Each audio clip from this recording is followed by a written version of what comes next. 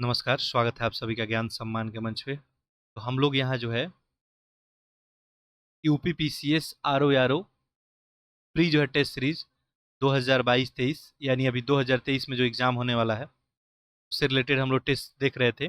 और यहाँ पे जो है ऑलरेडी आपको जो है 2 टेस्ट अपलोड कर दिया गया है। ये टेस्ट जो हम लोग देख रहे हैं ये आपको जीएस वर्ल्ड से देख रहे हैं। तो यहाँ पे टेस्ट नंबर जो 1 हम लोग देखे थे ये आपको history plus current affair plus जो मैथमेटिक्स आरओ में आपको आता है वो इसमें शामिल किया गया है, प्लस इसमें कुछ यूपी स्पेशल भी क्वेश्चन है। टेस्ट नंबर जो है इसका 2 है, ये geography plus current affair plus UP special और मैथमेटिक्स रीजनिंग का जो क्वेश्चन जैसे आता है तो इसी फॉर्मेट में ये टोटल एक टेस्ट सीरीज में जो है आपका 140 क्वेश्चन है। तो 2 टेस्ट हम लोग ऑलरेडी देख लिए हैं। आप लोग जो लोग भी नहीं देखे हैं आप लोग जाके जो है इसे देख सकते हैं। देखिए चैनल पे आप प्ले लिस्ट में जाएंगे, आरओ का एक प्ले लिस्ट बना हुआ है अलग से, वहाँ पे जाके आप देख सकते हैं दोनों टेस्ट। आज हम लोग इसका टेस्ट नंबर 3 देखेंगे जिसमें आपका polity plus current affair plus UP special और यहाँ पे मैथ रीजनिंग के क्वेश्चन आपको ऐड किए गए। देखिए इसका सिलेबस वगैरह हम पूरा डिस्कस कर दिए थे आपका आरओ का। तो आरओ के सेक्शन में इसका सिलेबस भी दिया गया है कि आखिर जो है प्री और मेंस में जो है क्या आपको रहने वाला है, बिल्कुल डिटेल में आपको बताया गया है। तो वहाँ से जाके आप देख सकते हैं। इसके अलावा मैं एक आपको बात बता दूं, जैसे हम लोग पॉलिटी का टेस्ट देख रहे हैं, ज्योग्राफी का देख रहे हैं, हिस्ट्री का देख रहे हैं, ये सारा जो है टेस्ट अभी जो आने वाला जो भी एग्जाम है, जैसे आपका बीपीएससी 69 हो गया, ठीक है, अभी जो है ईपीएफओ हो गया, उसके लिए भी टेस्ट सीरीज यहाँ पे चल रहा है। ईपीएफओ में भी आपका राज्य व्यवस्था पूछा जाता है, तो वहाँ भी ये टेस्ट जो है उतना ही उपयोगी है जितना आरओ के लिए है। मैं आपको इनिशियल में ही बता दिया था कुछ दिन पहले कि देखिए सब्जेक्ट का जो है कंटेंट जो है किसी भी एग्जाम के लिए चेंज नहीं होगा, कंटेंट सेम ही होगा। अब मान लीजिए पलासी युद्ध जो है 1757 में हो गया है, तो आरओ के लिए भी रहेगा, ये बीपीएससी 69 के लिए भी रहेगा, यूपीओफए के लिए रहेगा। बस यही हो सकता है कि क्वेश्चन पूछने के तरीके फॉर्मेट में अलग होगा। अब किसी एग्जाम में जो है मान लीजिए हिस्ट्री का 10 क्वेश्चन पूछा जा रहा है, कहीं आपसे 20 क्वेश्चन पूछा जाएगा। अब किसी एग्जाम में जो है बिल्कुल फैक्चुअल क्वेश्चन पूछा जाएगा, बिल्कुल वन लाइनर क्वेश्चन होगा आपका, यानी 4 ऑप्शन दिया रहेगा। किसी एग्जाम में हो सकता है आपका 2 कथन दे दे, पूछे इनमें से कौन सा कथन सही है। किसी एग्जाम में जो है मैच फिल इन द जो है यहाँ पे मैचिंग वाला क्वेश्चन पूछ दे। तो सारे टाइप का क्वेश्चन हम लोग यहाँ पे कवर करते हैं, ठीक है। तो मैं आपको बताया था कि यदि आप चाहते हैं अपना जो है बिल्कुल रिजल्ट सिक्योर करना, चाहे कोई भी आप प्रिपरेशन कर रहे हैं, आरओ की मैं बात केवल नहीं कर रहा हूँ, तो जो भी यूपी पीसीएस में पॉलिटी का जैसे यहाँ पे टेस्ट कराया गया, मैं आपको जानकारी दे दूं कि यूपी पीसीएस के यहाँ पे 30 प्लस आपको टेस्ट कराया गया है, जिसमें आपको दृष्टि, उसके बाद जीएस वर्ल्ड, हे आईएएस, संस्कृति आईएएस से कराया गया है। तो बहुत बेहतरीन बेहतरीन टेस्ट कराया गया है वहाँ पे और काफ़ी हेल्पफुल साबित भी रहा था। तो उसमें आप सेक्शनल जो टेस्ट है, फुल लेंथ का मैं टेस्ट बात नहीं कर रहा हूँ, सेक्शनल टेस्ट जो भी है वो जाके आप अटेम्प्ट कर सकते हैं, ठीक है। वो तैयारी का आपका एक्सट्रीम लेवल होगा, काफ़ी अच्छे क्वेश्चन का कलेक्शन है, तो भी जाके आप देख सकते हैं। डिस्क्रिप्शन बॉक्स में सारा का लिंक जो है प्रोवाइड है, नहीं तो आप प्ले लिस्ट में जाएंगे, ठीक है। यूपीएससी लिखेंगे तो यूपीएससी का वहाँ पे टेस्ट सीरीज आ जाएगा, ठीक है। यूपी पीसीएस लिखेंगे उसका टेस्ट सीरीज आ जाएगा। अभी आरओ लिखेंगे यहाँ पे इसका टेस्ट सीरीज। इसके अलावा यहाँ पे ईपीएफओ का पैरेलली में आपका टेस्ट चल रहा है, ठीक है, ईपीएफओ का। तो यहाँ से भी आप जाके टेस्ट सीरीज जो भी ईपीएफओ का एग्जाम देने वाले हैं वो जाके देख सकते हैं। ये जो है 4 टेस्ट सीरीज आपके लिए अवेलेबल है। इसके अलावा यहाँ पे पैरेलल में एनसीईआरटी, एनसीईआरटी जो है ओल्ड एनसीईआरटी क्लास 11th का स्टार्ट किया गया है, आर एस शर्मा का जो लिखा हुआ बुक है। देखिए हम एक फाउंडेशन बैच यहाँ पे स्टार्ट किए हैं बिल्कुल फ्री ऑफ कॉस्ट।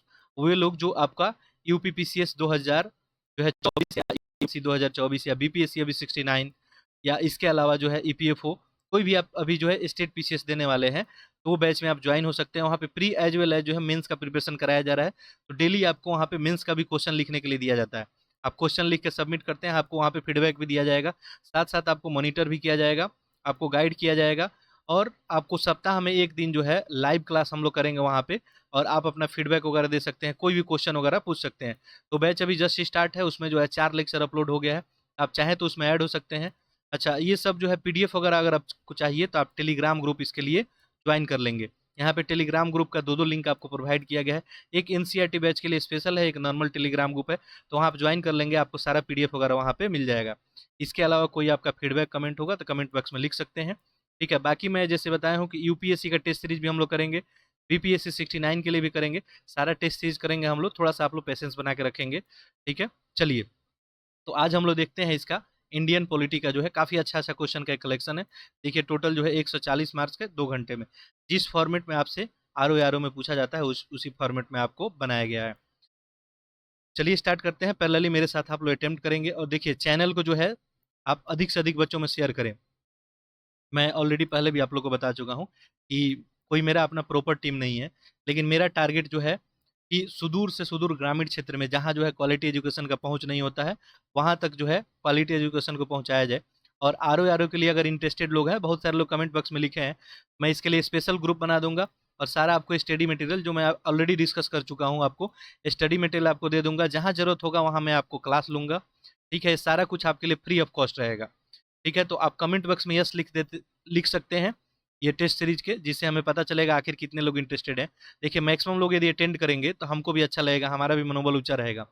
ठीक है, तो आप लोग एक काम कर सकते हैं कि लेक्चर को अधिक से अधिक शेयर करें और चैनल को जो है सब्सक्राइब करें, ताकि हमको भी लगे कि हमारा जो प्रयास है बिल्कुल सार्थक सिद्ध हो रहा है और अधिक लोग तक मेरी बातें पहुंच पा रही है, कंटेंट पहुंच पा रहा है।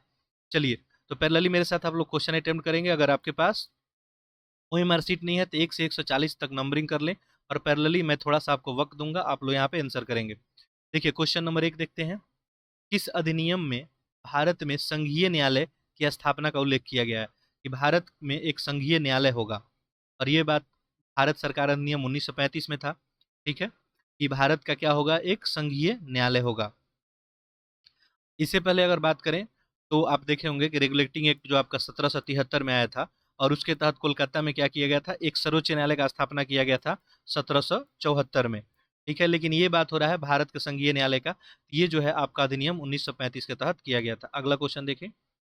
भारत के लिए जो है संविधान की रचना हेतु संविधान सभा के विचार निम्नलिखित में से सर्वप्रथम किसने दिया? ऑप्शन आपके सामने है। तो सबसे पहले जो है संविधान सभा का विचार किसके द्वारा दिया गया आपको? तो ये स्वराज पार्टी के द्वारा 1924 में दिया गया। यहाँ पे जो है ऑप्शन आपका डी सही हो जाएगा। ठीक है, आगे देखते हैं क्वेश्चन नंबर 3।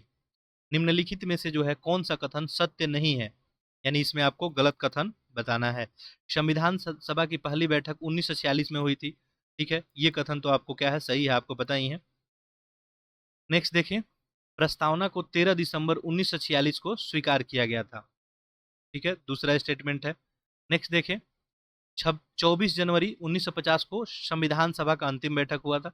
और अगला है 22 जुलाई 1947 को राष्ट्रीय ध्वज को जो है आपको अपनाया गया था।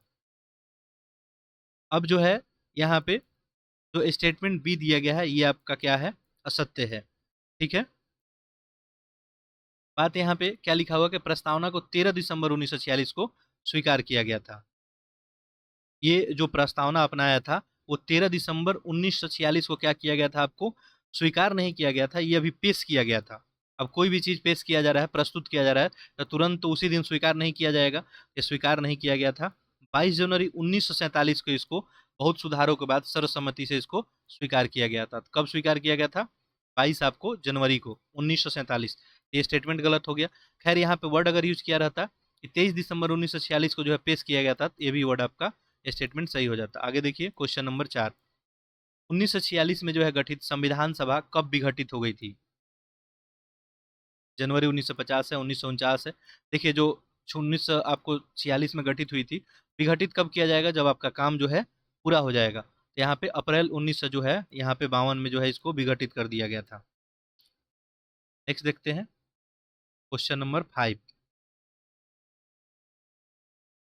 देखिए यहाँ पे दो वक्तव्य दिया गया है और आपको आंसर बताना है इसमें। ठीक है, देखिए पहला, भारत का संविधान देश की आवश्यकताओं का पूर्ति करता है। दूसरा देखिए, इसको एक गृहीत संविधान भी कहा जा सकता है। आपको बताना है यहाँ पे कौन सा स्टेटमेंट सही है। देखिए भारत का संविधान अब देश की आवश्यकता को पूरा करता है, बात बिल्कुल क्या है, सही है। दूसरा क्या दिया है कि इसको हम गृहीत संविधान कह सकते हैं, तो बात ये भी सही है कि हमको इसको गृहीत संविधान कह सकते हैं। लेकिन कथन का ये क्या मतलब कारण स्पष्टीकरण करता है? तो बिल्कुल नहीं करता है। तो यहाँ पे पहला तो नहीं होगा, ए आर दोनों सही हो जाएगा, लेकिन आर ए का सही स्पष्टीकरण नहीं कर रहा है। ठीक है, तो ऑप्शन यहाँ पे आपका बी सही हो जाएगा। नेक्स्ट देखें। भारत में जो समवर्ती सूची है इसका प्रावधान कहाँ से लिया गया? समवर्ती सूची हम लोग कहाँ से लिए? आपको पता है ये हम ऑस्ट्रेलिया के संविधान से जो है समवर्ती सूची लिया गया। ठीक है, चलिए आगे बढ़ते हैं। नेक्स्ट क्वेश्चन है क्वेश्चन नंबर 7।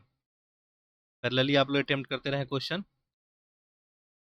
देखिए यहाँ पे राज्यों का निर्माण का सही क्रम लगाना है, ठीक है, कि राज्यों का निर्माण जो है कब कब हुआ। देखिए सबसे पहले जो आपका राज्यों का पुनर्गठन अधिनियम 1956 के द्वारा जो है आपको 14 राज्य बनाया गया था, ठीक है, प्लस इसके अलावा 6 केंद्र शासित प्रदेश बनाया गया था, ठीक है, राज्य पुनर्गठन अधिनियम 1956 के द्वारा। बाद में आगे चल के देखेंगे तो भाषाई आधार पर भी बहुत सारा राज्य आपको बनाया गया, ठीक है, महाराष्ट्र से टूट के आपका गुजरात बन गया। तो उसी का आपको क्रम लगाना है कि आखिर कब जो है कौन बना। तो इसमें अगर देखेंगे तो सबसे पहले आपको पता ही है कि भाषाई आधार पर राज्य जो बना वो कौन था, आंध्र प्रदेश था, ठीक है। इसके बाद देखेंगे तो आपका गुजरात हो जाएगा, फिर नागालैंड और फिर हरियाणा सबसे लास्ट में। ऑप्शन यहाँ पे क्या हो जाएगा, सी हो जाएगा। पंजाब राज्य से जो है हरियाणा जो है बन गया। ये कब बना था हरियाणा, 1966 में बना था आपका, ठीक है। ये जो नागालैंड जो है ये आपको कब बना था, 1963 में बना था, ठीक है। गुजरात आपको पता ही है, ये बम्बई से निकल के जो है आपका 1960 में बना था। चलिए बाकी जो है 1953 में आपका आंध्र प्रदेश बन गया था। आगे देखते हैं। यहाँ पे जो है आपको राज्य एक तरफ प्रावधान दिया है और एक तरफ अनुच्छेद, ठीक है। इसको जो है यहाँ पे आपको मैचिंग करना है, ठीक है। चलिए इसको हम थोड़ा जूम इन कर लेते हैं, आपको ऑप्शन दिखे, ऑप्शन आपको दिख रहा होगा। अब आप ऑप्शन को मैच कर सकते हैं। तो देखिए पाकिस्तान से भारत में परवर्जित, ठीक है, ये किस अनुच्छेद में प्रावधान किया गया है आपको, ये जो है अनुच्छेद जो है यहाँ पे 6 में, तो एक का तो आपका 3 बन जाएगा। नागरिक अधिकार जो है नियमन, ये आपको कहाँ पे है, ये अनुच्छेद 11 में है, 4 हो गया। भारतीय मूल के व्यक्तियों को नागरिकता, ये देने की बात जो है कहाँ कही गई है, भारतीय मूल के जो भी नागरिक हैं उनको जो है, जो भी व्यक्ति हैं भारतीय मूल के उनको नागरिकता दी जाने की बात यहाँ पे कहाँ कही गई है, तो आर्टिकल आपको 8 में, तो 2 हो जाएगा। और नागरिक अधिकारों का निरंतरता, ये बच गया आपका अनुच्छेद आपको 10, 1 हो जाएगा। 3 4 2 1, 3 4 2 1 ऑप्शन ए में है, ठीक है। देखिए जब बंटवारा हुआ अपना तो बहुत सारे लोग क्या है पाकिस्तान चले गए थे, फिर पाकिस्तान से कुछ लोग यहाँ पे आने चाहे तो उनके लिए भी प्रावधान किया गया, तो ये नागरिकता के लिए प्रावधान किया गया था, ठीक है। चलिए आगे देखते हैं। क्वेश्चन नंबर 9, देखिए यहाँ पे भारत के जो है संविधान में प्रस्तावना का विचार लिया गया है। आखिर हम लोग प्रस्तावना जो है कहाँ से लिए हैं, ये आपको पता होना चाहिए। अमेरिका के संविधान से जो है प्रस्तावना का विचार, प्रस्तावना उद्देशिका का विचार लिया गया है। जबकि अगर क्वेश्चन में इसी में पूछ दे कि उद्देशिका का जो है भाषा वो कहाँ से लिया गया है, ठीक है, तो उद्देशिका का भाषा याद रखेंगे आपको ऑस्ट्रेलिया से लिया गया है, ठीक है। चलिए आगे देखते हैं। क्वेश्चन नंबर 10, भारत के संविधान के चौथी अनुसूची में क्या शामिल किया गया है। तो देखिए भारत के संविधान के चौथी अनुसूची में देखेंगे राज्य और केंद्र शासित प्रदेशों के राज्यसभा में प्रतिनिधित्व के बारे में आपको बताया गया है। वे कौन से मूल अधिकार हैं जो केवल भारतीय नागरिक को प्राप्त हैं और विदेशियों को नहीं है, ये बताना है आपको। देखिए बहुत सारे अधिकार हैं जो भारतीय और विदेशी दोनों को प्राप्त है, लेकिन यहाँ पे आपको क्या बताना है, जो केवल भारतीय लोगों को प्राप्त है, ठीक है, विदेशी लोगों को प्राप्त नहीं है। ये देखेंगे तो आर्टिकल आपका 15 हो जाएगा, ठीक है, 16 हो जाएगा, 19 हो जाएगा, 29 और 30, ये केवल भारतीय को मिला है, ठीक है। आर्टिकल जो है 15 आपको सबको पता ही है कि आर्टिकल 15 में क्या है कि धर्म, मूल, वंश, जाति, लिंग, जन्म के आधार पे जो है भेदभाव नहीं किया जा सकता है, ठीक है, तो ये केवल भारतीय नागरिक को मिला है। उसके अलावा आर्टिकल 16 जो है नियोजन के विषय पे अवसर की समता, ये भी जो है आपको भारतीय लोग को मिला है। आर्टिकल 19 आपको कि विचार अभिव्यक्ति की शांतिपूर्ण कोई सम्मेलन आप करना चाहते हैं, ये सब का स्वतंत्रता है आर्टिकल 19 में। और आर्टिकल जो है 29 संस्कृति और शिक्षा संबंधी जो है अधिकार का बात करता है, तो ये भी केवल भारतीय लोग को मिला है। ऑप्शन आपका डी बन जाएगा। क्वेश्चन नंबर 12 देखें। भारत में जो है अस्पृश्यता का निवारण निम्न में से किन उपायों द्वारा किया जाता है, ठीक है। देखिए कानून बनाकर, शिक्षा में उन्नति द्वारा, जन जागरण द्वारा, नौकरियों में प्रवेश दिला के। तो क्या करना है यहाँ पे, अस्पृश्यता का निवारण करना है, छुआछूत का आपका निवारण करना है, तो आप जो है किस विधि से कर सकते हैं। तो सही बात है यहाँ पे कि कानून बना के हम बिल्कुल कर सकते हैं, और कानून जो है बहुत सारा कानून बनाया गया है। शिक्षा में उन्नति करा के भी हम लोग कर सकते हैं, ठीक है, जन जागरण के द्वारा भी कर सकते हैं, लेकिन ये जो दिया है नौकरियों में प्रवेश दिला के, तो नौकरियों में प्रवेश दिला के अस्पृश्यता का निवारण तो नहीं किया जा सकता है, ठीक है। तो यहाँ पे 1 2 3 हो जाएगा, ऑप्शन जो है यहाँ पे सी आपका सही होगा। नेक्स्ट देखते हैं क्वेश्चन नंबर 13। देखिए यहाँ पे क्वेश्चन क्या पूछा गया है, भारत के संविधान का निम्नलिखित में से कौन सा अनुच्छेद प्रेस की स्वतंत्रता के आधार प्रदान करता है। प्रेस का स्वतंत्रता कौन सा देता है, तो आपको पता है अनुच्छेद 19 का ए का अ, ये प्रेस की स्वतंत्रता के बारे में बताता है। ठीक है, यहाँ पे आर्टिकल 20, आर्टिकल 20 में क्या है, अपराधों के लिए जो है दोष सिद्धि से संरक्षण का बात किया गया है।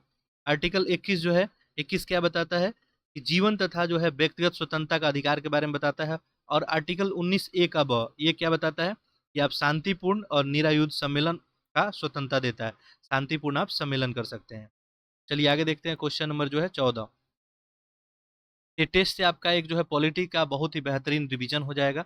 देखिए लिखा है कि 42वें संविधान संशोधन अधिनियम के द्वारा कौन सा विषय जो है राज्य के नीति निर्देशक तत्व में शामिल नहीं है।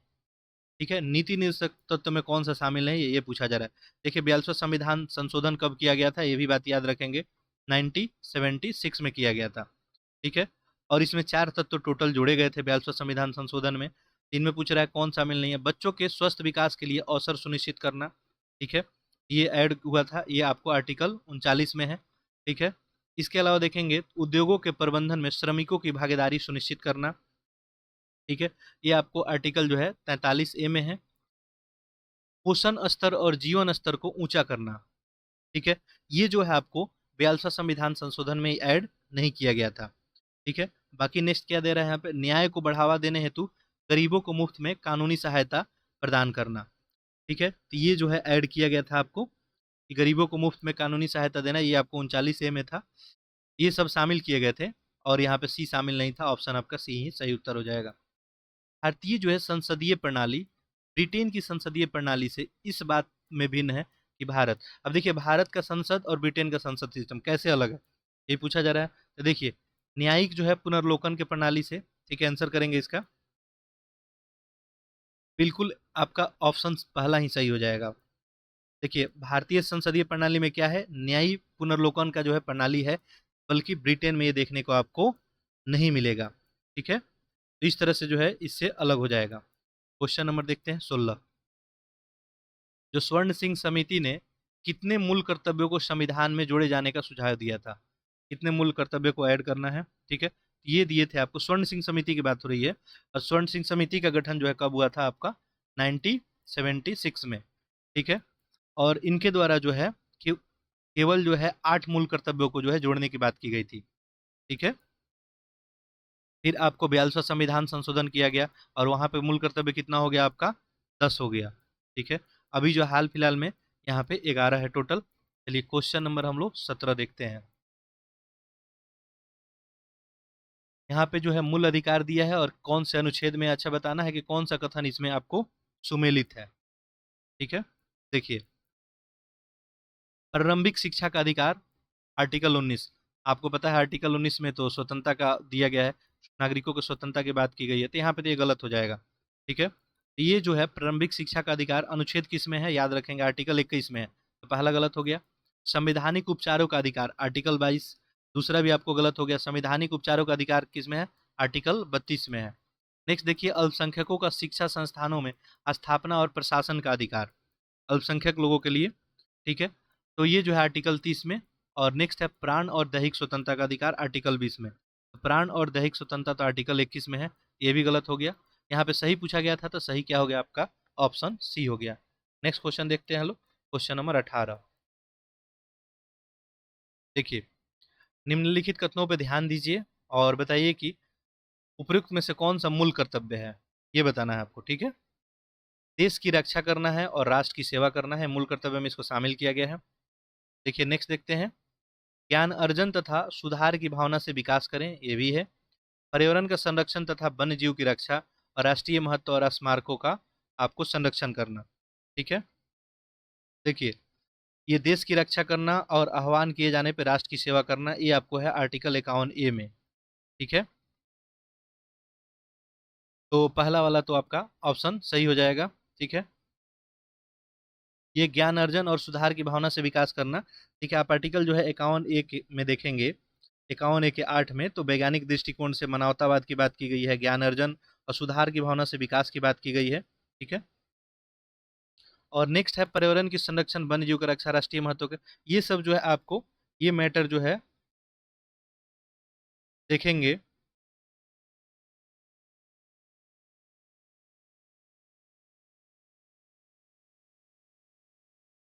यहाँ पे उपयुक्त शायद सही होना चाहिए। ठीक है, चलिए इसको हम अगले में क्लियर कर देंगे। ठीक है, मेरे को ऐसा लगता है कि यहाँ पे 4 भी शामिल किया गया है, ऐसा कुछ ऑप्शन दिख नहीं रहा है। हो सकता है इसमें यहाँ पे उपयुक्त सभी हो जाएगा आपका। ठीक है, बाकी इस आंसर को हम अगले टेस्ट सीरीज में क्लियर कर देंगे। ठीक है, ऐसे आप लोग कमेंट करके बताएंगे इसका आंसर कौन सा होगा। ठीक है, 11 जो है टोटल मूल अधिकार है, और 11 मूल अधिकार की बात करेंगे। सॉरी, यहाँ पे मूल कर्तव्य की बात किया जा रहा है। मूल कर्तव्य में देखेंगे तो सबसे लास्ट में तो 6 से 14 वर्ष की आयु के बच्चों को ऐड करने का बात किया गया था, शिक्षा के बात किया गया था। वैज्ञानिक दृष्टिकोण तो यहाँ पे सही हो जाएगा। प्राकृतिक पर्यावरण वाली बात भी यहाँ पे रखी गई थी। ठीक है, तो यहाँ पे पर्यावरण का संरक्षण, वन जीव की रक्षा। ठीक है, यहाँ पे पर्यावरण वगैरह की तो बात की गई थी। ठीक है, इसमें चलिए इसको हम क्लियर कर देंगे अगले में। ठीक है, बाकी अभी के लिए ऑप्शन इसका डी ही बनेगा। ठीक है, चलिए क्वेश्चन नंबर 19 देखते हैं हम लोग। देखिए,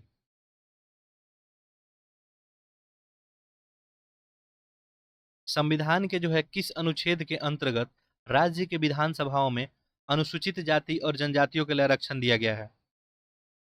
बहुत बार रिपीट अभी तक क्वेश्चन किया है। ये आपका आर्टिकल कौन सा है? आर्टिकल 332। आर्टिकल 332 में क्या बोला गया है कि अनुसूचित जाति और जनजाति को जो है आरक्षण दिया जाएगा, कहाँ पे? विधानसभा में। ठीक है, याद रखेंगे। इसके अलावा यहाँ पे 333 दिया है, ये भी इन्हीं से रिलेटेड है। 333 में क्या है? राज्य के विधानसभाओं में आंग्ल भारतीयों के प्रतिनिधित्व के लिए बात किया गया था, लेकिन अभी तो खैर ये शामिल ही नहीं किया गया, अभी हटा दिया गया है। अब आंग्ल भारतीय वाला बात नहीं है। ठीक है, 331 की अगर बात करेंगे तो यहाँ पे आंग्ल भारतीयों में लोकसभा के लिए प्रतिनिधित्व था, अब यहाँ भी लोकसभा में आंग्ल भारतीयों का प्रतिनिधित्व हटा दिया गया। अब इन आर्टिकल का कोई मीनिंग यहाँ पे है नहीं। और बाकी यहाँ पे 341 बचा, ये अनुसूचित जातियों के पहचान और संरक्षण की बात करता है। ठीक है, यहाँ पे ऑप्शन आपका सी होगा। देखिए, कथन और कारण दिया गया है, आपको बताना है इसमें कौन सा सही है। पहला क्या दिया है? कोई भी व्यक्ति उपराष्ट्रपति के निर्वाचित हो सकता है यदि वह किसी भी सदन का अहर्ता रखता हो। देखिए, किसी भी सदन का अहर्ता रखा हो। अब ये तो क्या हो गया, आपको गलत हो गया। ठीक है, आपको उपराष्ट्रपति का जब अहर्ता पढ़े होंगे तो उसमें लिखा क्या होगा कि वो राज्यसभा बनने का अहर्ता रखता हो, तो किसी भी सदन का नहीं होना चाहिए। पहला स्टेटमेंट तो ऐसे ही गलत हो गया। उसमें 2-3 आपको कंडीशन देखने को मिला होगा, भारत का नागरिक हो, 35 वर्ष कम से कम आयु उसका हो, साथ साथ राज्यसभा का अहर्ता रखता हो, किसी लाभ के पद पे ना हो। ठीक है, इन सब कंडीशन में जो है वो उपराष्ट्रपति बनाया जा सकता है। नेक्स्ट देखें, उपराष्ट्रपति जो है राज्यसभा का पदेन सभापति होता है, तो ये बात तो सही है, राष्ट्रपति का पदेन सभापति उपराष्ट्रपति होता है। और ये जो है आपका आर्टिकल 89(1) में लिखा गया है। ठीक है, इस तरह से यहाँ पे आर सही है, ए गलत है, तो ऐसा ऑप्शन देखे कौन सा है? ऑप्शन डी, ए असत्य है और आर यहाँ पे सही है। क्वेश्चन नंबर 21 देखते हैं। देखिए, क्या पूछा गया? अगर भारत के राष्ट्रपति के चुनाव में कोई मान लीजिए विवाद हो जाए तो उस विवाद को निपटारा कौन करता है? उपराष्ट्रपति है, संसद है, सर्वोच्च न्यायालय है, चुनाव? आप बता सकते हैं, आसान सा क्वेश्चन है। सर्वोच्च न्यायालय के द्वारा जो है विवाद का निपटारा किया जाता है। ठीक है, कोई भी विवाद आ जाए, और ऐसा बात जो है कहाँ पे लिखा गया आपको? आर्टिकल 71(1) में। ठीक है, याद रखेंगे। चलिए आगे देखते हैं, क्वेश्चन नंबर हम लोग 22। देखिए, यहाँ पे हम लोग क्वेश्चन तो 100-150 के करीब डिस्कस यहाँ पे 140 करेंगे, लेकिन आपको मिनिमम जो है कम से कम 250 प्लस फैक्ट जो है मिल जाएगा। ये एक संपूर्ण विश्लेषण है। ठीक है, चलिए, और ये जरूरी भी है। टेस्ट दे रहे हैं तो आपको बहुत सारा चीज़ सीखने को मिलना चाहिए। भारत का प्रधानमंत्री बनने हेतु न्यूनतम आयु क्या होना चाहिए? आसान सा क्वेश्चन है, 25 वर्ष होना चाहिए। ठीक है, आगे देखिए, अगला क्वेश्चन देखते हैं और देखेंगे। तो भारत के प्रधानमंत्री की बात है यहाँ पे। ठीक है,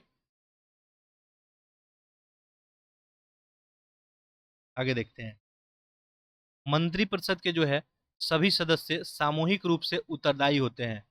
किस चीज़ के लिए उत्तरदायी होते हैं ये केवल लोकसभा के प्रति उत्तरदायी होते हैं। ठीक है, केवल लोकसभा के प्रति उत्तरदायी होते हैं, ध्यान रखेंगे। ठीक है, और देखेंगे जो संघीय मंत्रिपरिषद होता है यही लोग केवल लोकसभा के प्रति उत्तरदायी होता है, आर्टिकल 75(3) में। आगे देखिए, क्वेश्चन नंबर 24। संसद की बैठकों में अधिकतम कितने माह का जो है अंतर होता है? टोटल जो है कितने माह का अंतर होता है, ये पूछा गया है। ये जो है यहाँ पे अधिकतम वर्ड यूज किया गया है, ध्यान देने। अब चाहा जाए तो आप जो है 2-2 3-3 महीना पे बैठक कर सकते हैं, लेकिन अधिकतम वाली जब बात आ गई तो 6 माह होगा। ठीक है, अब देखेंगे अनुच्छेद जो है 85(1). ठीक है, इसमें बताया गया है कि संसद के जो है प्रत्येक सदन में एक सत्र में जो है अंतिम बैठक और आगामी बैठक में आपको 6 माह से अधिक का अंतर नहीं होना चाहिए। ठीक है, और एक वर्ष में कम से कम 2 बैठक तो होना ही चाहिए। 2 से ज़्यादा बैठक आप करते हैं कोई दिक्कत नहीं है। चलिए आगे देखिए, क्वेश्चन नंबर 25। निम्नलिखित में से भारत की प्रथम राज्यपाल बनने वाली पहली महिला कौन है? ये कौन थी? आपको सरोजिनी नायडू तो आप सभी को पता ही है। ये पहली महिला थी जो राज्यपाल बनी। ठीक है, और ये कहाँ की राज्यपाल बनी थी? उत्तर प्रदेश की बनी थी। ठीक है, आपको 1947 से 1949 तक। और इसमें एक और ऑप्शन है आपका, पद्मजा नायडू है, वो पश्चिम बंगाल की पहली जो है महिला राज्यपाल बनी थी 1956 से 67 में। आगे देखिए, क्वेश्चन नंबर 26। भारत के प्रधानमंत्रियों का उनके कार्यकाल के अनुसार क्रम लगाना है। देखिए पहले कौन रहा, बाद में कौन आया। ठीक है, प्रधानमंत्रियों में देखेंगे इन सभी में जो है आपको चौधरी चरण सिंह पहले हो जाएंगे। ठीक है, तो यहाँ पे बी ऑप्शन में ध्यान देंगे तो चरण सिंह हो जाएंगे। ये कब 1900 ये 1979 से 80 तक रहे थे। इसके बाद बीपी सिंह आ जाएंगे। ठीक है, ये आपको 1989 से लेके, और ऐसे भी क्वेश्चन आपके एग्जाम में पूछे जाते हैं। इसके बाद चंद्रशेखर आ जाएंगे, ये 90 से लेके 91 तक। ये देखिए सारे लोग जो है एक एक दो दो साल का ये लोग का कार्यकाल यहाँ पर दिख रहा है। इस समय स्टेबल गवर्नमेंट नहीं थी। एच डी देवगौड़ा आ जाएंगे आपका 1996 से लेके 97 तक। ठीक है, इस तरह से ऑप्शन यहाँ पे बी ही बन जाएगा। आगे देखें, क्वेश्चन नंबर 27।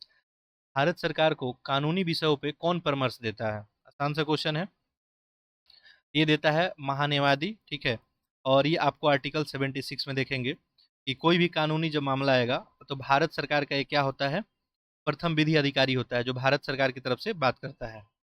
आगे देखिए, आर्टिकल जो है 76 में आपको बात लिखा हुआ है। क्वेश्चन नंबर देखते हैं आप 71।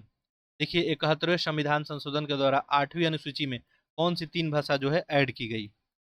ठीक है, ये पूछा जा रहा है। देखिए 71वां देखिए इनिशियल में प्रारंभ में जो है देखेंगे तो कितनी भाषाएं थी संविधान में? प्रारंभ में 14। ठीक है, और इसके बाद जो है संशोधन करते करते ये ऐड किया गया। ये 71 में पूछा है, तो 71 संशोधन जो कब किया गया था? 1992 में। इसमें जो है आपको कोंकणी, नेपाली और मणिपुरी, इन तीनों को ऐड किया गया था। तो यहाँ पे कोंकणी, नेपाली और मणिपुरी, यानी ऑप्शन क्या हो जाएगा? बी। अच्छा, आपसे अगर पूछ दिया जाता कि बताइए कि आगे जो है 92 संविधान संशोधन करके कौन कौन भाषाओं को जोड़ा गया था? जो 92वां जो है संविधान संशोधन हुआ था, इसमें कौन कौन भाषा को जोड़ा गया था आपको? ये संशोधन कब हुआ था? 2003 में। ठीक है, और इसमें आपको देखेंगे तो बोडो, डोंगरी, मैथिली और संथाली को जोड़ा गया था। ठीक है, 4 भाषाओं को जोड़ा गया था। तो 14 हो गया, 14 यहाँ पे 3 17। ठीक है, चलिए अभी जो है आप लोग कमेंट बॉक्स में लिख सकते हैं कि अभी जो है टोटल अभी देखेंगे तो 8वीं अनुसूची में कितनी भाषाएं हैं, आप लोग कमेंट बॉक्स में लिख सकते हैं। आगे देखते हैं क्वेश्चन नंबर 29। भारत में मानव अधिकार संरक्षण अधिनियम कब लागू हुआ? ठीक है, तो ये 1993 में लागू हुआ था। मानव अधिकार संरक्षण अधिनियम 28 सितंबर 1993 को। ठीक है, आगे देखते हैं क्वेश्चन नंबर 30। देखिए यहाँ पे क्या पूछा गया है।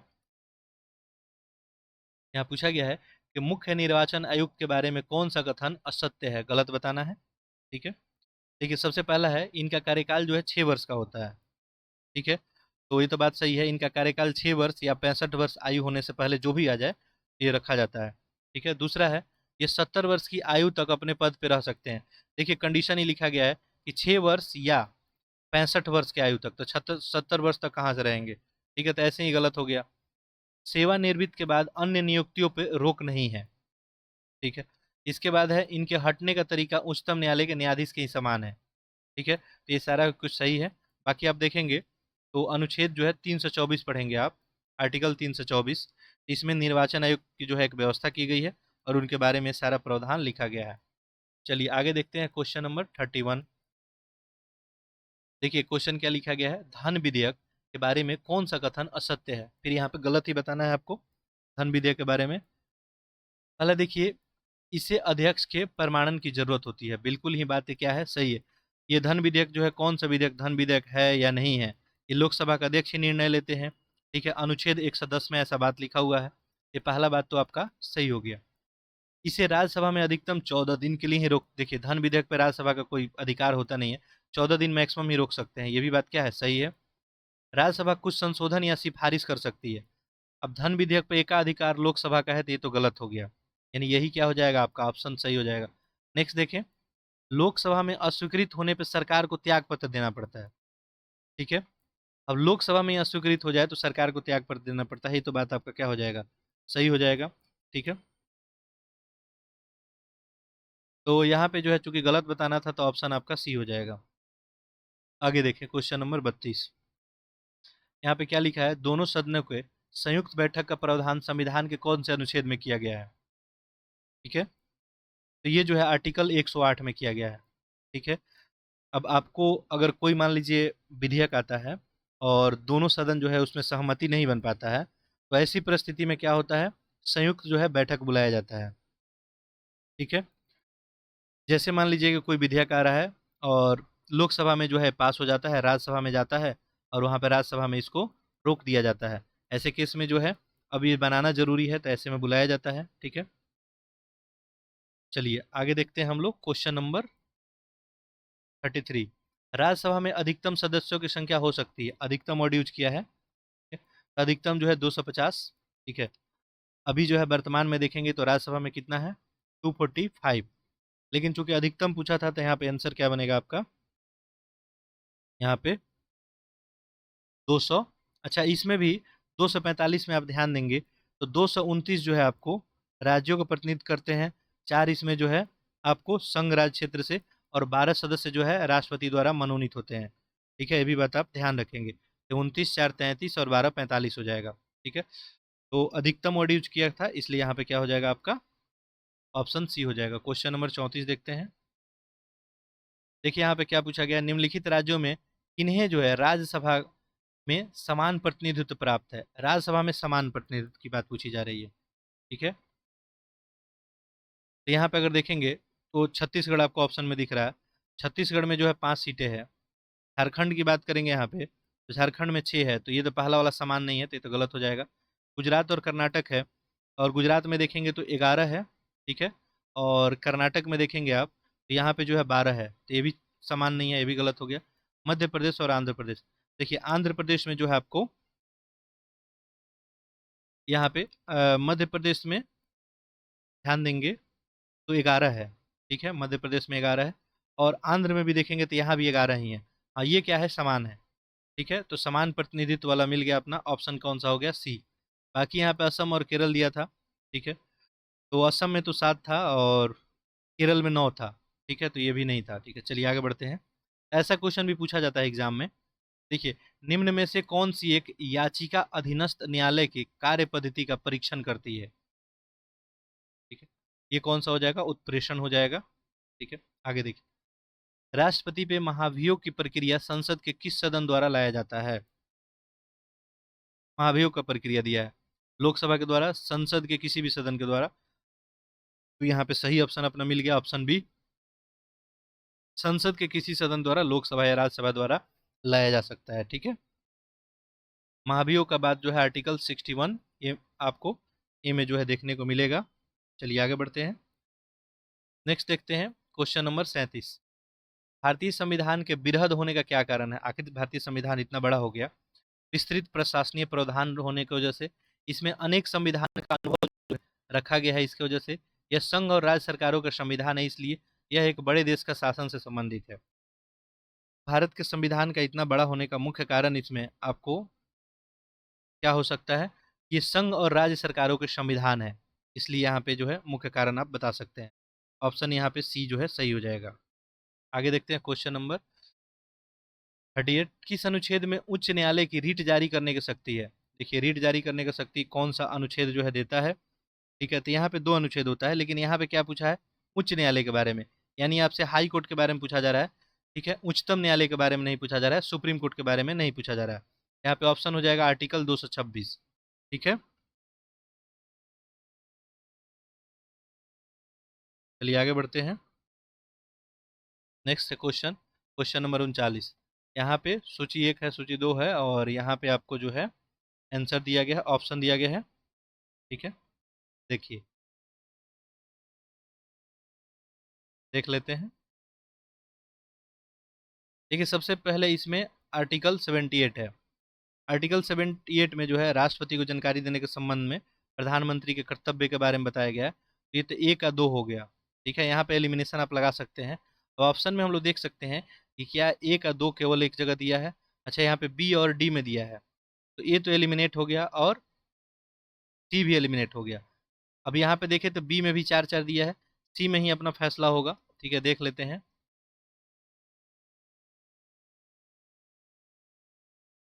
नेक्स्ट है आपका अनुच्छेद जो है 74। ये मंत्रिपरिषद द्वारा जो है राष्ट्रपति के सहयोग और सलाह की बात करता है। तो यहाँ पे जो है आपका क्या हो जाएगा, 4 हो जाएगा। ठीक है, और ये तो बी का 4 फिक्स ही था, दोनों में दिया था। अनुच्छेद जो है 75 प्रधानमंत्री मंत्रिपरिषद के गठन और मंत्रिपरिषद के लोकसभा के प्रति सामूहिक उत्तरदायित्व का बात करता है। ठीक है, यहाँ पे आपका ऑप्शन क्या हो जाएगा, 1 हो जाएगा, और लास्ट बचा आर्टिकल 131। तो उच्चतम न्यायालय के मूल क्षेत्राधिकार का बात करता है। तो ये हो जाएगा सर्वोच्च न्यायालय का क्षेत्राधिकार, यानी 2413, और 2413 जो है आपका ऑप्शन बी में है। आगे देखिए क्वेश्चन नंबर 40। देखिए क्या पूछा गया है। भारत के जो है संचित निधि का प्रावधान संविधान के कौन से अनुच्छेद में है, संचित निधि के बारे में। ये है आपका अनुच्छेद 266, भारत में संचित निधि के बारे में। ठीक है, यहाँ पे जो है आकस्मिक निधि जो है ये 267 है। अगर आकस्मिक निधि पूछता तो ये हो जाता। ठीक है, चलिए नेक्स्ट देखते हैं question number 41। L M Singhvi समिति किससे संबंधित थी। ठीक है, तो ये पंचायती राज के विकास से संबंधित थी। ठीक है, आगे देखिए क्वेश्चन नंबर 42। नगरीय जो है शासन प्रणाली को किस संविधान संशोधन द्वारा संवैधानिक जो है संवैधानिकता जो है प्रदान कर दिया गया, नगरीय शासन प्रणाली को। ये आपको पता ही है, 74 जो है 74वें संविधान संशोधन के द्वारा 1992 में। ठीक है, यहाँ पे नगरीय शासन का था, तो इसलिए ऑप्शन क्या बन जाएगा, बी। आगे देखिए क्वेश्चन नंबर 43। अगला है आपको, उच्च न्यायालय के न्यायाधीशों के बारे में निम्न कथनों में कौन सा सही नहीं है। ठीक है, आपको बताना है यहाँ पे गलत क्या है। पहला देखिए, यहाँ पे ध्यान देंगे कि उच्च न्यायालय के बारे में पूछा गया है, उच्चतम न्यायालय नहीं। यहाँ पे जब भी आपको कंफ्यूजन बनेगा, अंग्रेजी वाला क्वेश्चन देख लेंगे। यहाँ पे आपको हाई कोर्ट है और वो क्या है, सुप्रीम कोर्ट है। ठीक है, देखिए, तो पूछा गया है कि गलत बताना है, यह 62 वर्ष की आयु तक अपने पद पे बने रह सकते हैं। ठीक है, तो ये तो बात सही है कि बने रह सकते हैं। यह मुख्य न्यायाधीश को अपना त्याग पत्र भेज सकते हैं। और ये क्या हो गया, आपको स्टेटमेंट गलत हो गया। ये राष्ट्रपति को अपना त्याग पत्र भेज सकते हैं, यही आपका गलत हो गया। तो आंसर तो यहीं पे बन गया। ये भारत के संचित निधि से इनका पेंशन दिया जाता है, ये बात सही है। अब देखिए, एक जो आपके न्यायाधीश हैं, ये चूंकि राज्यों के न्यायाधीश हैं, और आपको पता है कि आज बिहार का है, कल उत्तर प्रदेश है, परसों झारखंड चले जाएंगे, तो इनका जो है पेंशन कौन देगा, तो राज्य सरकार तो देगा नहीं कोई। यहाँ पे जो है सही है कि पेंशन इनका कौन देगा, भारत सरकार के संचित निधि से दिया जाएगा। राज्यपाल या उनके द्वारा नियुक्त व्यक्ति के समकक्ष शपथ ग्रहण करते हैं, ये बात भी क्या है, सही है। गलत ही बताना था, ऑप्शन बी हो जाएगा। आगे देखते हैं क्वेश्चन नंबर 14। लोक लेखा समिति अपना रिपोर्ट जो है किसको प्रस्तुत करती है। लोक लेखा समिति आपको पता ही है, ये जो है लोकसभा के स्पीकर को अपना रिपोर्ट जो है प्रस्तुत करती है। अच्छा, लोक लेखा समिति में कितने मेंबर होते हैं, टोटल जो है यहाँ पे 22 होते हैं। ठीक है, 15 जो है आप याद रखेंगे लोकसभा से होते हैं। ठीक है, और 7 आपको राज्यसभा से होते हैं। आगे देखिए क्वेश्चन नंबर 43 देखते हैं, सॉरी 45। भारत के किसी राज्य की विधानसभा में अधिकतम सदस्यों की संख्या क्या हो सकती है। देखिए, राज्य का विधानसभा में पूछा जा रहा है कितना मैक्सिमम संख्या रखा जा सकता है। तो अनुच्छेद जो है 170 में बात बताया गया है कि 500 से अधिक जो है हम लोग नहीं रख सकते हैं, 500 से अधिक नहीं रख सकते हैं, और 60 से कम नहीं रख सकते हैं। अब यहाँ पे एक्सेप्शन कुछ है, आपको कुछ राज्यों में जो है, जैसे देखेंगे आप अरुणाचल प्रदेश, सिक्किम, गोवा, इस सब में जो है यहाँ पे जो है संख्या में वेरिएशन आपको देखने को मिलेगा। मिजोरम नागालैंड में जो है 40 देखेंगे, मिजोरम में आप देखेंगे 40, नागालैंड में 46 देखेंगे। ठीक है, और गोवा की बात करें तो वहाँ भी कम है, लेकिन ऐसे न्यूनतम जो है 56 है, कुछ एक्सेप्शन है। यहाँ पे अधिकतम पूछा गया था तो अधिकतम 500 हो गया। आगे देखिए अगला क्वेश्चन, किस अनुच्छेद के अनुसार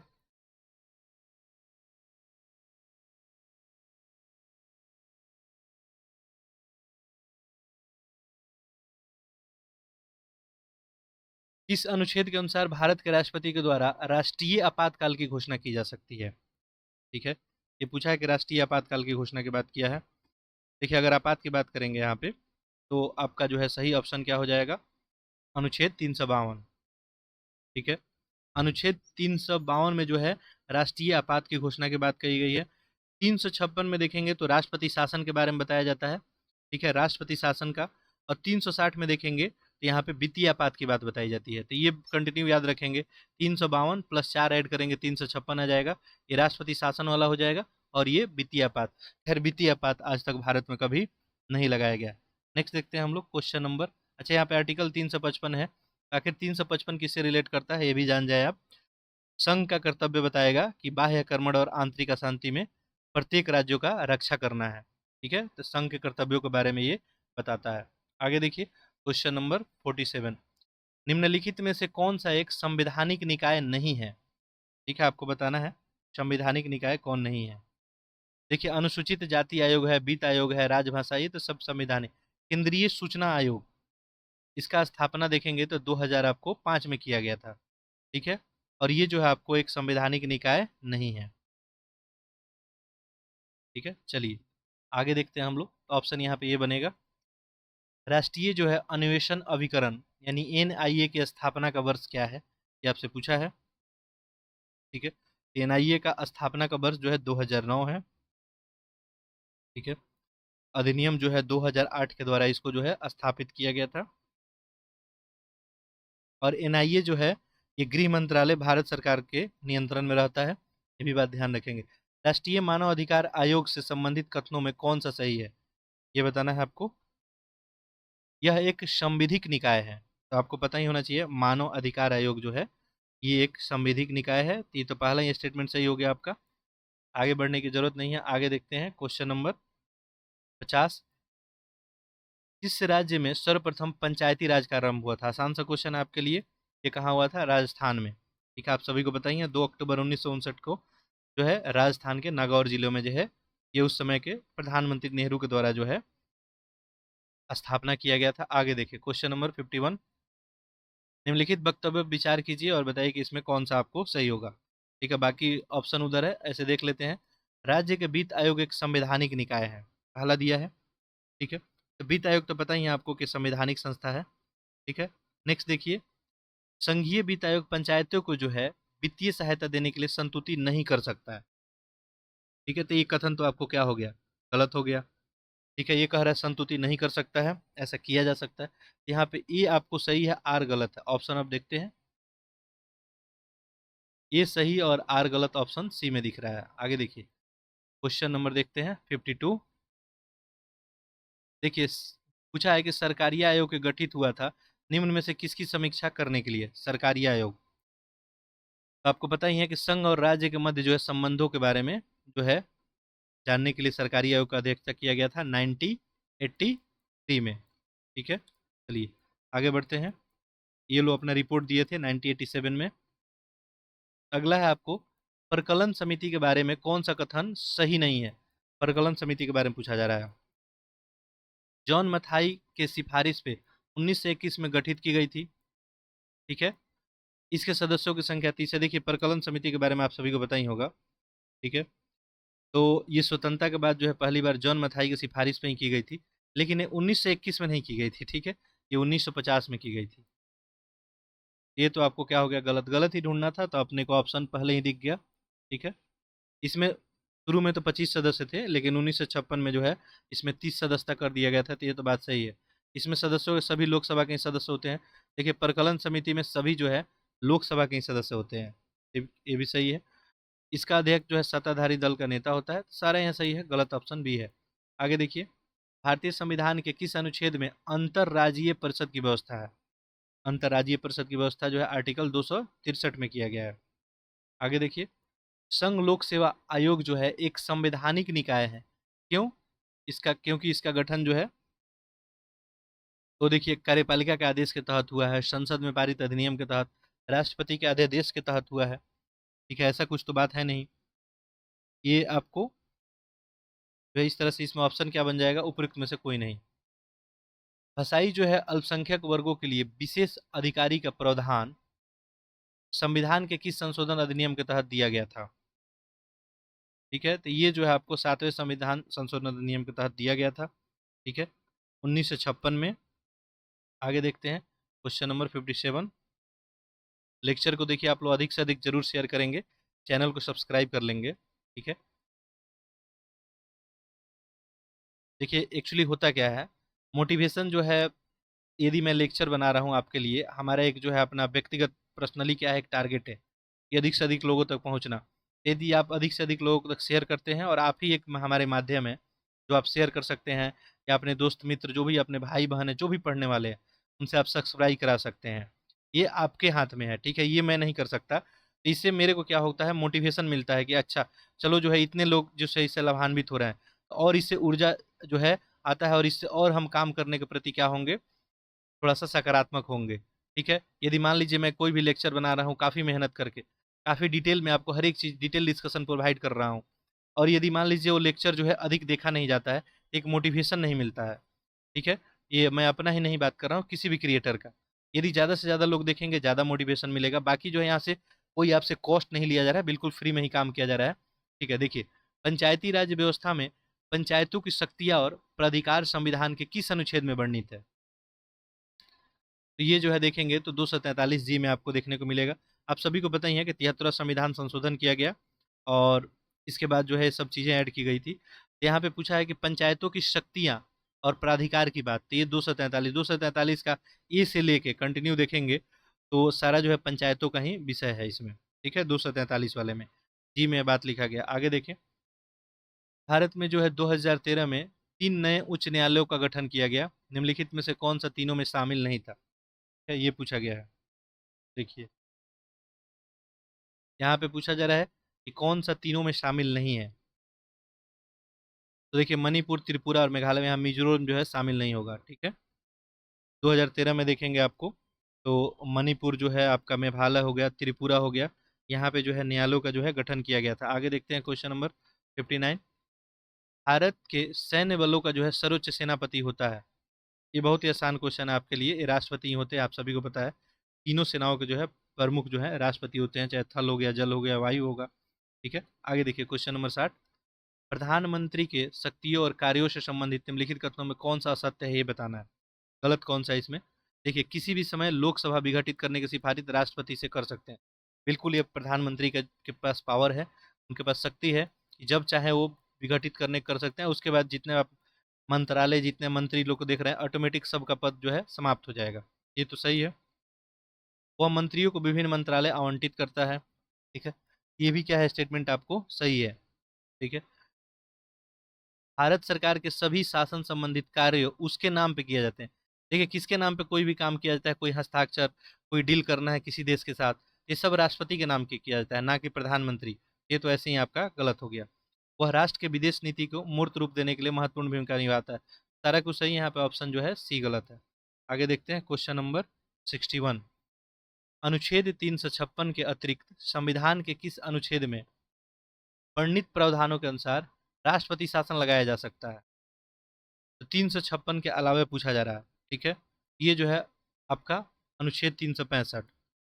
अनुच्छेद 365 में देखेंगे, कोई राज्य जो है केंद्र द्वारा यदि निर्देश का पालन करने में या प्रभावी बनाने में असफल रहता है, तो ऐसी स्थिति में राष्ट्रपति जो है ऐसे दशा में इसको आधार बना के और अपने हाथ में जो है ले सकते हैं। ठीक है, तो ये ऐसा 365 में लिखा गया है।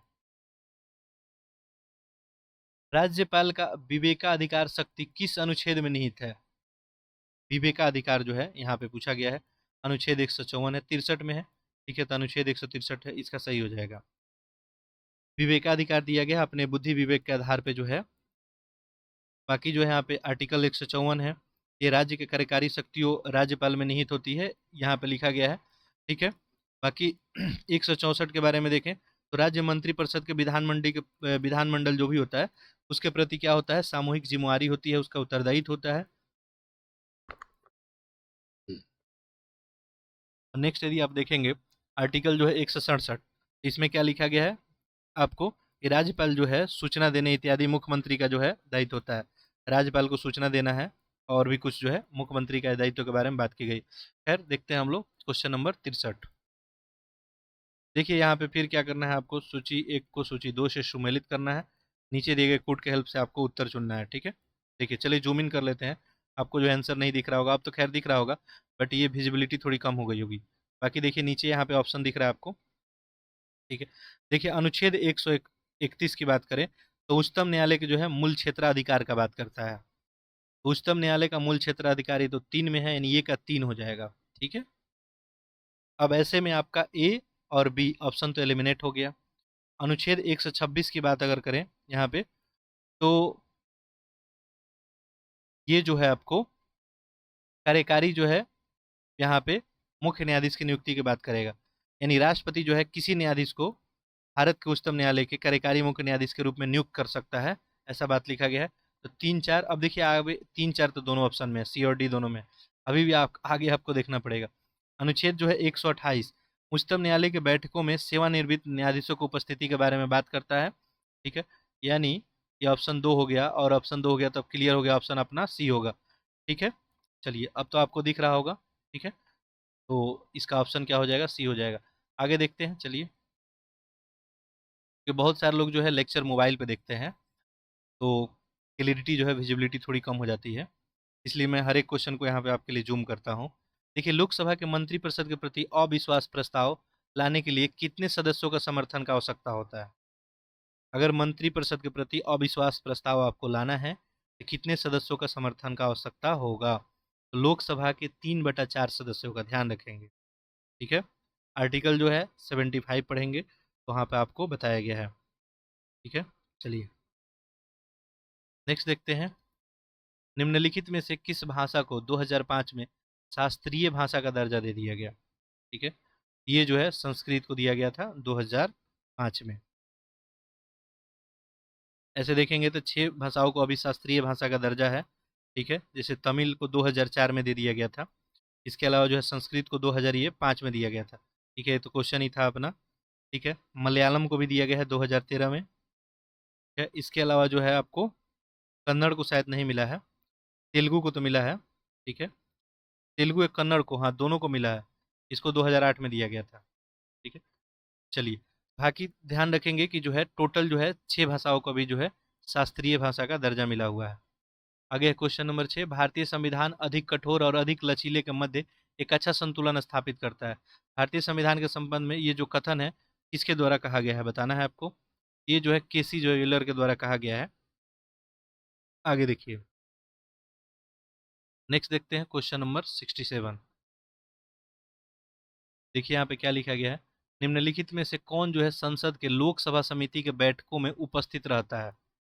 लोक लेखा समिति की जो बैठक होती है उसमें कौन उपस्थित रहता है, भारत के राष्ट्रपति, भारत के नियंत्रक और महालेखा परीक्षक। यही क्या हो जाएगा आपका, सही हो जाएगा।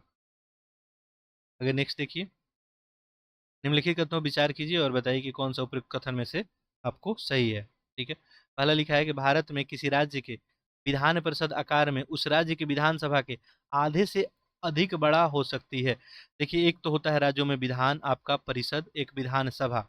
ये क्या बोल रहा है, विधानसभा जो है आपको विधान परिषद के आकार के बारे में बोल रहा है कि उस राज्य के विधान सभा के आधे से अधिक हो सकती है। आधे से अधिक तो नहीं हो सकती है, ये पहला ही केस क्या हो गया आपको, गलत हो गया। इसके लिए जो है कुल संख्या का 1/3 से अधिक नहीं होना चाहिए, ठीक है। यानी मान लीजिए, जैसे एक एग्जाम्पल दे रहे हैं, मान लीजिए किसी राज्य में आपको विधानसभा में 90 सीट है, तो यहाँ पे जो है 1/3 से अधिक नहीं होना चाहिए, यानी 30 से अधिक आप नहीं बना सकते हैं। यहाँ पे तो आधा वाला वर्ड यूज कर दिया, तो ऐसे ही गलत हो गया। किसी राज्य का राज्यपाल उस राज्य के विधान परिषद का सभापति का नाम निर्देशन करता है। दूसरा भी क्या हो गया आपको, यहाँ पे गलत हो गया। विधान परिषद की बात हो रही है, सभापति उपसभापति के निर्वाचन के लिए यहाँ पे विधान परिषद ही करती है, तो दोनों कथन यहाँ पे गलत हो गया। तो इस तरह से ऑप्शन यहाँ पे क्या बन जाएगा आपका, डी। आगे देखिए, राष्ट्रीय मतदाता दिवस जो है कब मनाया जाता है? आसान सा क्वेश्चन आपसे पूछा गया है और आप सभी को पता ही होगा कि 25 जनवरी को जो है आपको राष्ट्रीय मतदाता दिवस मनाया जाता है। आगे देखते हैं क्वेश्चन नंबर 70। देखिए, भारतीय संविधान में अवशिष्ट शक्तियाँ किसमें सन्निहित होती है? अवशिष्ट शक्तियाँ, जो भी अवशिष्ट जो है शक्तियाँ होती है, जैसे आपको पता ही है कि यहाँ पे राज सूची का विषय हो गया, ठीक है। उसके बाद आपका संघ सूची हो गया, कुछ समवर्ती सूची। इसके अलावा भी कोई भी अवशिष्ट शक्ति होता है तो ये सारा तो आपको संसद में हो जाएगा। आगे देखिए, अगला क्वेश्चन है, निम्नलिखित वक्तव्यों को विचार कीजिए और इसमें बताइए कि आपका कौन सा आंसर होगा। पहला देखिए, जनहित याचिका जन सहयोगी नागरिकों को न्यायालय तक जाने की स्वीकृति देता है। तो ये तो बात सही है। जन सहयोगी व्यक्ति उस व्यक्ति के लिए न्याय मांग सके जो किसी कारण बस जो है न्यायालय में पहुंचने में असमर्थ है। ये सब दोनों ही सही है, तो ऑप्शन यहाँ पे ये हो जाएगा, ए आर सही है तथा आर ए का सही स्पष्टीकरण करता है। अभी जो है देखिए, यूपीएससी के एग्जाम में जो है ऐसा किया था कि ये वाला ऑप्शन जो है कभी बी में डाल दिया था ये। ठीक है, तो इसको ध्यान से देख के टिक करेंगे। ऐसे जो है एग्जामिनर कभी आपके साथ भी आपके एग्जाम में भी किया जा सकता है, तो ऑप्शन को बिल्कुल ध्यान से पढ़ेंगे। ठीक है, नहीं तो आपको उत्तर आते हुए भी आप आंसर गलत कर सकते हैं। क्वेश्चन नंबर 72 देखें। कथनों विचार कीजिए और बताइए कि उपयुक्त में से कौन सा कथन आपको सही है। ठीक है, तो अच्छे अच्छे क्वेश्चन इसमें बनाए गए हैं, ध्यान देंगे। पूछा जा रहा है कि भारत के उच्चतम न्यायालय भारत के राष्ट्रपति को विधि अथवा तथ्यों के विषय पर सलाह देता है। ठीक है, अब देखिए, पहला स्टेटमेंट है स्वयं किसी व्यापक लोकहित के विषय में। दूसरा है यदि वह ऐसा कोई सलाह मांगता है, तो बिल्कुल सही है, अगर सलाह मांगेगा तो सलाह दिया जाएगा। केवल यदि विषय नागरिकों के मूल अधिकार संबंधित होता है, ऐसा कुछ है नहीं। यहाँ पे केवल दो ही स्टेटमेंट आपका सही है और केवल दो कहाँ पे है? ऑप्शन डी में है। आगे देखिए क्वेश्चन नंबर 73 और अगला क्वेश्चन है ये कि संसद की जो है कार्यवाही होती है में अपनाई जाने वाली प्रक्रिया शून्य काल का उपगण जो है सर्वप्रथम किस देश में अपनाया गया है? ये जो है ये भी स्टैटिक क्वेश्चन है, फैक्चुअल क्वेश्चन है आपके लिए। ये भारत हो जाएगा। ठीक है, शून्य काल वाली बात यहीं पे होती है। प्रश्नकाल की तरह प्रक्रिया में नियमों में जो है शून्य काल का जो है यहाँ पे उल्लेख नहीं है। ठीक है, तो नेक्स्ट देखते हैं हम लोग। शून्य काल कब आता है? तो प्रश्नकाल के जो है तुरंत बाद ये शून्य काल शुरू होता है। ठीक है, ये बात ध्यान रखेंगे। जम्मू और कश्मीर केंद्र शासित प्रदेश में लोकसभा की सीटों की संख्या जो है क्या है? क्या है? यहाँ पे जो है टोटल आपको 5 सीटें हैं जम्मू और कश्मीर। ठीक है, अच्छा, जम्मू और कश्मीर में देखेंगे तो जो है 5 है और यहाँ पे जो है अगर लद्दाख पूछ देता आपका तो लद्दाख में 1 सीट है। आगे देखिए, यहाँ भी जो है आपको मिलान करना है, बताना है आपको कौन सा सही है। देखिए, लोकसभा का सीट है यहाँ पे, आप सभी को याद ही होगा, उत्तर प्रदेश के पास जो है सबसे अधिक लोकसभा की सीटें हैं। कितना है? 80 है। एक है तो आपका क्या हो जाएगा? 3 हो जाएगा। आंध्र प्रदेश के पास 25 है, 4 हो जाएगा। कर्नाटक यहाँ बचा, कर्नाटक के पास 28 है, यहाँ पे 2 हो जाएगा और गुजरात के पास 26, 1 हो जाएगा। 3 4 2 1 और 3 4 2 1 ऑप्शन जो है ऑप्शन ए में दिख रहा है। क्वेश्चन नंबर 76 देखते हैं। देखिए, पूछा है कि भारत के संविधान में निम्न में से किसके प्रति अभियोग लगाने का प्रावधान नहीं है? ठीक है, अभियोग जो है नहीं लगाया जा सकता है।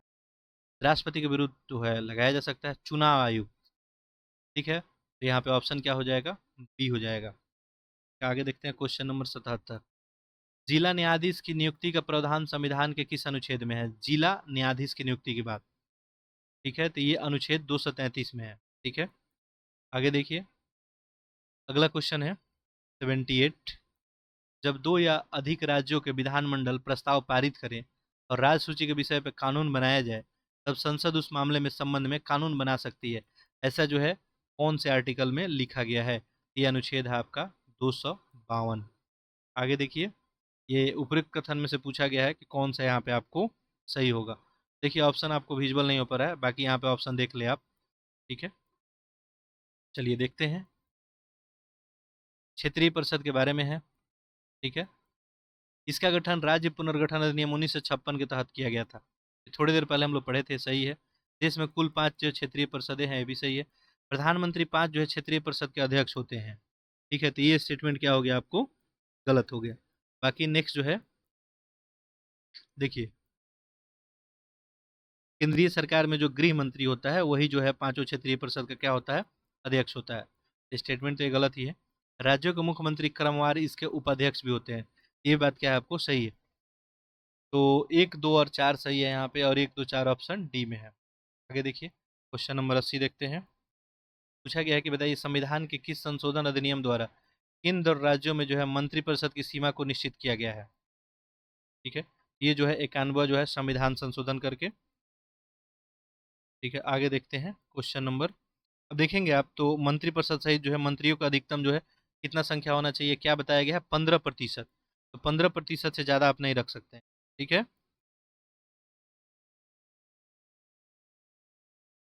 क्वेश्चन नंबर 81 देखते हैं। देखिए, यहाँ क्या पूछा गया आपको, हाल ही में जारी इंडिया टीबी रिपोर्ट 2022 के अनुसार 2021 में भारत में टीबी मामले में वर्ष 2020 की तुलना में कितने प्रतिशत की वृद्धि हुई है। ये जो है 19% की वृद्धि हुई है। आगे देखें, इसे जो है बीबीसी इंडियन जो है sports women of the year चुना गया है 2021 का। ये जो है मीराबाई चानू को चुना गया था। आगे देखते हैं question number 83। Wings India award 2022 में किस हवाई अड्डे ने सर्वश्रेष्ठ हवाई अड्डा का पुरस्कार जीता। ठीक है, ये जो है कैंपेगौड़ा अंतर्राष्ट्रीय हवाई अड्डा के द्वारा, बेंगलुरु में। आगे देखिए, निम्नलिखित कथनों पर विचार कीजिए। यहाँ पे दो कथन है, आपको बताना है इसमें कौन सा आपको सही होगा। ठीक है, देखिए यहाँ पे क्या दिया है, पांचवें जो है बिम्स्टेक शिखर सम्मेलन 2022 की अध्यक्षता भारत देश ने की। ये पहला स्टेटमेंट क्या है आपको सही है। आगे देखिए, पांचवें बिम्स्टेक शिखर सम्मेलन के दौरान एक चार्टर को स्वीकार किया गया और 7 स्तंभों में सुरक्षा का स्तंभ की जिम्मेदारी भारत को सौंपी गई। यहाँ पे दूसरा था आपको, यहाँ पे दूसरा, यहाँ पे क्या पूछा गया था, कौन सही नहीं है। ठीक है, गलत बताना है। ये पहला क्या दिया था कि ये पांचवा बिम्स्टेक 2022 का अध्यक्षता भारत को दिया गया था। ठीक है, पहला तो यहाँ पे क्या है आपको गलत हो गया है। ठीक है, पहला ही स्टेटमेंट गलत है। ठीक है, दूसरा यहाँ पे क्या है, पांचवें बिम्स्टेक शिखर सम्मेलन के दौरान एक चार्टर स्वीकार किया गया, इसमें 7 स्तंभों में सुरक्षा का स्तंभ की जिम्मेदारी जो है भारत को दी गई। छह तो यहाँ पे सही होगा। ठीक है, तो इस तरह से यहाँ पे गलत बताना था आपको। थोड़ा सा कंफ्यूजन बन गया है, एक सेकेंड हमको थोड़ा रिपीट करने दीजिए इसको। यहाँ पे क्या बताना है, गलत बताना है। ठीक है, थोड़ा नॉइज वगैरह आ जाता है, कभी कभी माइंड डिस्ट्रैक्ट हो जाता है। ठीक है, यहाँ पे गलत चुनना है। अब पांचवा बिम्स्टेक जो है 2022 अध्यक्षता भारत देश के द्वारा ही किया गया था। हाँ, ये तो हम सही ही बताए थे, बिल्कुल इसके द्वारा किया गया था। लेकिन ये जिम्मेदारी इसको नहीं दी गई थी। केवल दो यहाँ पे गलत हो जाएगा, ऑप्शन आपका बी बनेगा। ठीक है, क्वेश्चन नंबर जो है देखते हैं 85। हाल ही में जो है भारत संयुक्त राष्ट्र आर्थिक और सामाजिक परिषद के कितने प्रमुख निकायों के लिए चुना गया है। ये जो है 4 के लिए। आगे देखिए, एशियाई जो है कुश्ती चैंपियनशिप 2022 में भारत ने कुल जो है कितने पदक जीते हैं। ठीक है, तो यहाँ पे भारत के द्वारा जो है कुल जो है 17 पदक यहाँ पे जीता गया। क्वेश्चन नंबर 87 देखते हैं। देखिए यहाँ पे क्या पूछा गया है, प्रधानमंत्री नरेंद्र मोदी ने किस राज्य के दौरे के समय दूध वाणी नामक एक सामुदायिक रेडियो स्टेशन का उद्घाटन किया। ये जो है गुजरात दौरे के दौरान किया गया था। हाल ही में जो है पहला अतुल्य भारत अंतर्राष्ट्रीय सम्मेलन 2022 का आयोजन कहाँ किया गया। ये मुंबई में किया गया था। आगे देखिए, किस देश ने अंतरिक्ष में रूस और चीन के बढ़ते प्रभाव का मुकाबला करने हेतु एक नई डिफेंस स्पेस कमांड एजेंसी की स्थापना की घोषणा की है। ठीक है, तो किसके द्वारा जो है ये स्थापना की बात की गई है, ये ऑस्ट्रेलिया के द्वारा की गई है। आगे क्वेश्चन देखिए, हाल ही में जो है किसने आईसीसी महिला वनडे विश्व कप 2022 का खिताब जीता है। महिला जो विश्व कप हुआ था आप सभी को पता ही है कि ऑस्ट्रेलिया के द्वारा जो है जीता गया था, फाइनल में इंग्लैंड को हरा के। ठीक है, अगला देखिए, भारत और किस देश के बीच एक आर्थिक सहयोग और व्यापार समझौते पर हस्ताक्षर किया गया। ठीक है, तो भारत और ऑस्ट्रेलिया के बीच जो है आर्थिक सहयोग और व्यापार पे आपको हस्ताक्षर किया गया था। हाल ही में जो है भारत और किर्गिस्तान के बीच संयुक्त विशेष बल अभ्यास का नवा संस्करण जो है कहाँ पे आपको समाप्त हुआ। ये आपको बकलो जो है हिमाचल प्रदेश में समाप्त हुआ था। अगला देखते हैं क्वेश्चन नंबर 93। किसे वर्ष 2021 के लिए 31वां जो है सरस्वती सम्मान से सम्मानित किए जाने की घोषणा की गई। ठीक है, ये जो है प्रोफेसर जो है रामदरस मिश्र को। आगे देखिए क्वेश्चन नंबर 94। निम्नलिखित कथनों पर विचार कीजिए और बताइए कि इसमें कौन सा सही नहीं है। देखिए, गलत बताना है यहाँ पे। ठीक है, देखिए। तो यहाँ पे पहला स्टेटमेंट है कि नीलम शर्मा को जो है चमेली देवी जैन पुरस्कार 2021 दिया गया। ठीक है। दूसरा है कि इस पुरस्कार का स्थापना 1999 में किया गया। और तीसरा है इस पुरस्कार की घोषणा मीडिया फाउंडेशन ने की है। ठीक है। ये जो चमेली देवी जो है जैन उत्कृष्टता में महिलाओं को जो है इसमें चुना जाता है, और इसका घोषणा जो है मीडिया फाउंडेशन द्वारा ही किया जाता है। ये बात तो आपका तीसरा स्टेटमेंट सही है। ठीक है। लेकिन पहला जो है आपको स्टेटमेंट यहाँ पे गलत है। ठीक है।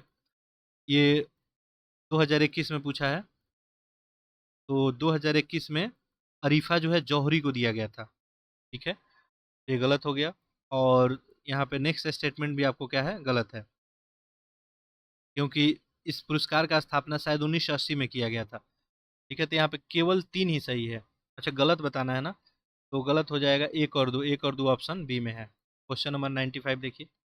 हाल ही में जो है किंतांजी ब्राउन जैक्सन किस देश के सुप्रीम कोर्ट की पहली जो है अश्वेत महिला जो है न्यायाधीश बन गई है? ये जो है अमेरिका की अश्वेत बनी है, यानी ये मतलब गोरी नहीं है। ठीक है, काले गोरे वाला बात है यहाँ पे। ये जो है चर्चा में है। क्वेश्चन नंबर 96 देखें। डीआरडीओ के संदर्भ में निम्नलिखित कथनों विचार कीजिए और बताइए कि इसमें कौन सा सही है। ठीक है, चलिए इसको जूम इन कर लेते हैं। देखिए नीचे आपको ऑप्शन दिया गया है, अब दिख रहा होगा आपको। ठीक है। पहला है कि रक्षा अनुसंधान और विकास संगठन डीआरडीओ ने उड़ीसा के तट के दूर चांदीपुर में एकीकृत परीक्षण जो है रेंज में एक मिसाइल प्रणाली जो सॉलिड फ्यूल इक्टेड रैमजेट बूस्टर का सफल परीक्षण किया है। तो ये पहला स्टेटमेंट जो है आपको क्या है, गलत है। ठीक है, ये बात सही है कि ये बूस्टर जो है परीक्षण किया गया था। अच्छा, यहाँ पे गलत बताया पूछना नहीं, तो ये तो सही है स्टेटमेंट। ठीक है, ये यहीं किया गया था। कहाँ पे बोल रहा है? उड़ीसा के चांदीपुर में है, यहीं पे किया गया था, सही है।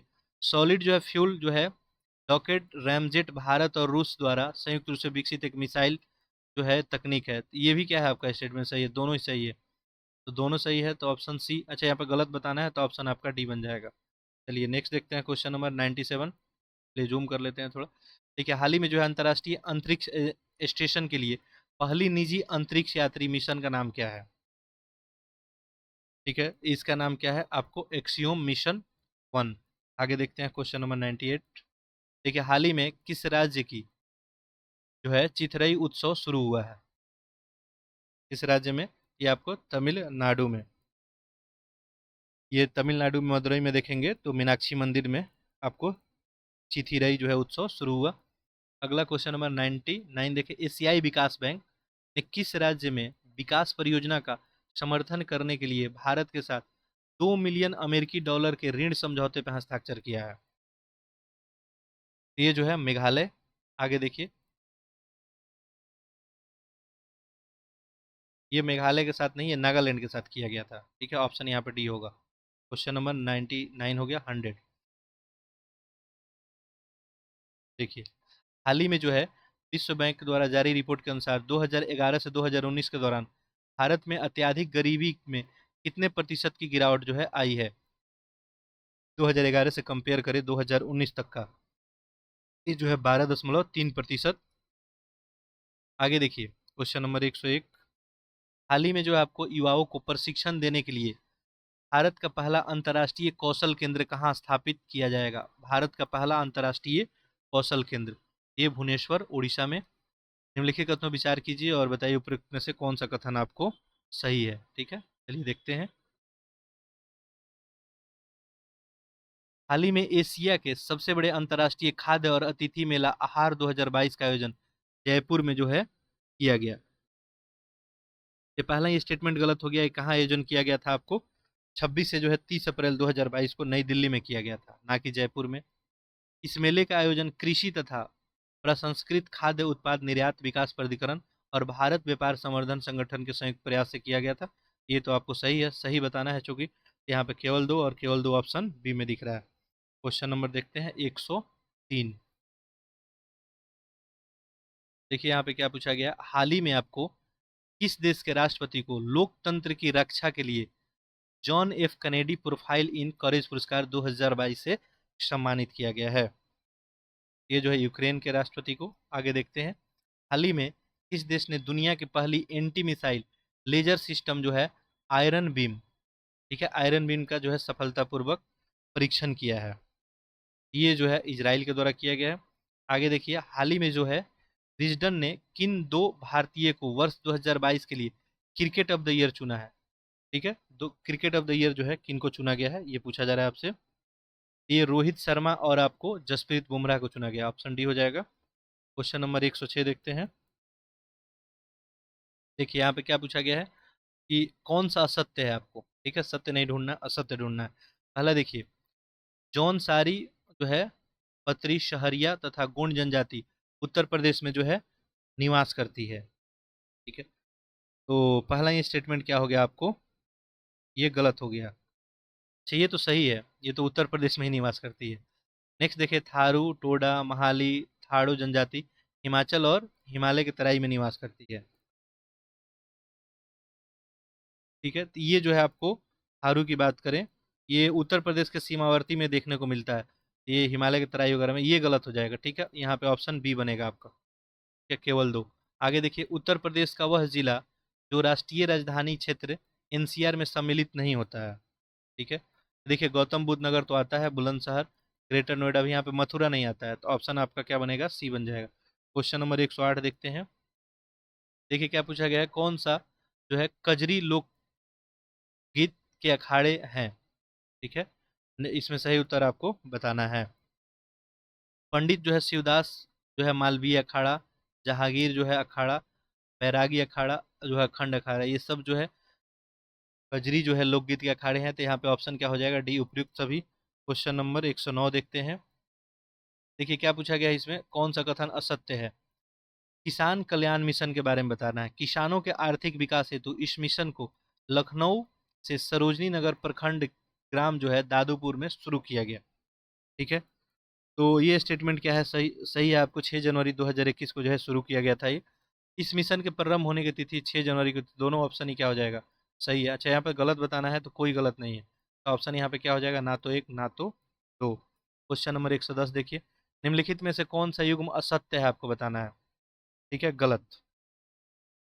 देखिए, लेदर इंस्टीट्यूट आगरा में है, नेशनल शुगर जो है कानपुर में है, इंस्टीट्यूट ऑफ टेक्नोलॉजी बनारसी में है, school of paper technology Lakhimpur. ठीक है, और यही क्या हो गया आपका, गलत हो गया। यहाँ पे चूंकि आपको असत्य ही बताना था। ठीक है, ये शायद जो है आपको सहारनपुर में है शायद। ठीक है, चलिए आगे देखते हैं। क्वेश्चन नंबर 111, राज्य जो है निवेश प्रोत्साहन बोर्ड का गठन कब किया गया। निवेश प्रोत्साहन बोर्ड, तो ये जो है अप्रैल 2005 में। आगे देखिए क्वेश्चन नंबर 112, कौन सा इसमें पूछा है सही सुमेलित आपको नहीं है। ठीक है, अंतर्राष्ट्रीय चावल अनुसंधान जो है सहारनपुर में। ठीक है, तो यही क्या हो गया आपका, गलत हो गया, ये तो बनारसी में स्थित है। ठीक है, पहला ही गलत निकल गया, आगे पढ़ने की जरूरत नहीं है, बाकी देख लें। इंडियन इंस्टीट्यूट ऑफ जो है वेजिटेबल रिसर्च बनारसी हो गया, केंद्रीय चारागाह हरे चारा झांसी में हो गया, बिरबल साहनी इंस्टीट्यूट ऑफ आपको पैलियो जो है बटनी लखनऊ में, सारा यहाँ पे सही है। क्वेश्चन नंबर 113 देखते हैं। देखिए, निम्नलिखित में से कौन सा कथक में स्नातक की डिग्री प्रदान करता है। कथक में स्नातक डिग्री जो है ये बनारस हिंदू आपको विश्वविद्यालय में, आगरा विश्वविद्यालय में, भारतेंदु जो है संगीत संस्थान, सब में दिया जाता है। आगे देखिए, उत्तर प्रदेश राज्य का प्रथम जो है गो अभयारण्य कहाँ पे स्थापित किया गया है, गो अभयारण्य। ठीक है, 29 जनवरी 2020 को जो स्थापित किया गया था, और ये कहाँ किया गया आपको, मिर्जापुर में। आगे देखिए, निम्नलिखित जनजातियों में से किसमें जो है बदला विवाह का प्रचलन पाया जाता है।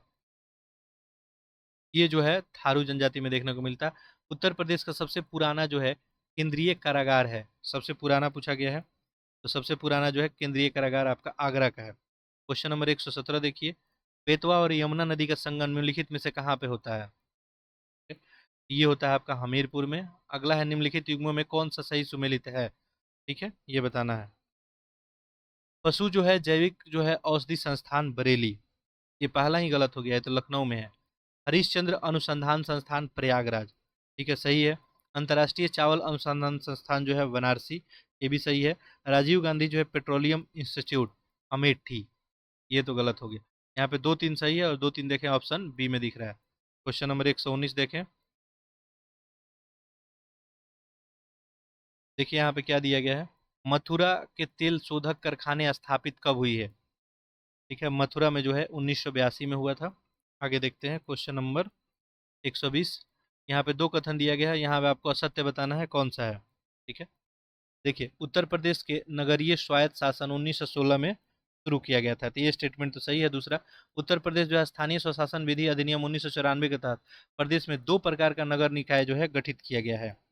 ठीक है, ये तीन प्रकार के यहाँ पर नगर निकाय है। देखिए, एक नगर निगम होता है, एक नगर पालिका परिषद होता है और एक नगर पंचायत होता है। तो दूसरा गलत हो गया, गलत ही बताना है, केवल दो हो जाएगा। क्वेश्चन नंबर 121 देखें। यहाँ पे देखिए आपको क्या करना है, सुमेलित करना है। एक तरफ जिला है और एक तरफ उनका मुख्यालय है। यहाँ पे जालौन है, जालौन का मुख्यालय जो है उरई में है, 1 का 4 हो जाएगा। कुशीनगर का मुख्यालय पडरौना हो जाएगा, 3। और कानपुर देहात, इसका जो है अकबरपुरी हो जाएगा। और अंबेडकर नगर, तो अंबेडकर नगर का अकबरपुर हो जाएगा। तो यहाँ पे 4 3 2 1, 4 3 2 1 ऑप्शन देखें यहाँ पे, 4 3 2 1 यानी ऑप्शन बी हो जाएगा। नेक्स्ट देखें, उत्तर प्रदेश सरकार के द्वारा जो है प्ररम वरासत योजना का संबंध किससे है? ये जो है आपको गांव में उपजे भूमि विवाद के जो है निस्तारण से है, ऑप्शन ए ही सही हो जाएगा। पूछा है यहाँ पे कौन सा युग में जो है सुमेलित है। ठीक है, ये बताना है आपको। देखिए, मोतीलाल नेहरू राष्ट्रीय प्रौद्योगिकी संस्थान लखनऊ में, ये तो आपको प्रयागराज में है, गलत हो गया। इंडियन जो है ग्रेन स्टोरेज इंस्टीट्यूट, अब देखिए ये ऐसा नहीं कि यूपीपीसीएस में आपका क्वेश्चन पूछा जाएगा, कहीं भी क्वेश्चन पूछा जा सकता है, क्योंकि यहाँ पे इंडियन ग्रेन स्टोरेज इंस्टीट्यूट की बात हो रही है। क्या ये कानपुर में है? ये गलत हो गया, ये हापुड़ में है। ठीक है, आगे देखिए, नेशनल जो है पैरासूट ट्रेनिंग इंस्टीट्यूट, ये पैरासूट ट्रेनिंग इंस्टीट्यूट आपको आगरा में है, तो ये भी गलत हो गया। ठीक है, आगे देखिए, अगला है इंडियन जो है प्लेसेज रिसर्च इंस्टीट्यूट कल्याणपुर, तो ये सही है। ठीक है, तो यहाँ पे डी ऑप्शन आपका सही हो गया, सही ही बताना था। क्वेश्चन नंबर 124 देखते हैं। पूछा गया है कि ब्रिटिश शासन काल में उत्तर प्रदेश में हुए क्रांतिकारी घटनाओं के संदर्भ में बताइए। ठीक है, इसमें कौन सा कथन आपको असत्य है, गलत बताना है। ठीक है, बाकी जो ऑप्शन देखिए नीचे दिया गया है। ठीक है, पहला देखते हैं, वर्ष 1925 में कानपुर में हिंदुस्तान सोशलिस्ट रिपब्लिक एसोसिएशन का गठन हुआ था। देखिए, ये कानपुर में गठन हुआ था, बात सही है, हिंदुस्तान रिपब्लिक एसोसिएशन का, लेकिन ये 1924 में हुआ था, तो ये तो गलत हो जाएगा। हिंदुस्तान सोशलिस्ट रिपब्लिक एसोसिएशन के सदस्यों द्वारा 9 अगस्त 1925 को काकोरी ट्रेन में सरकारी खजाने को जो है लूटा गया था। ठीक है, तो आपको असत्य ही बताना है यहाँ पे।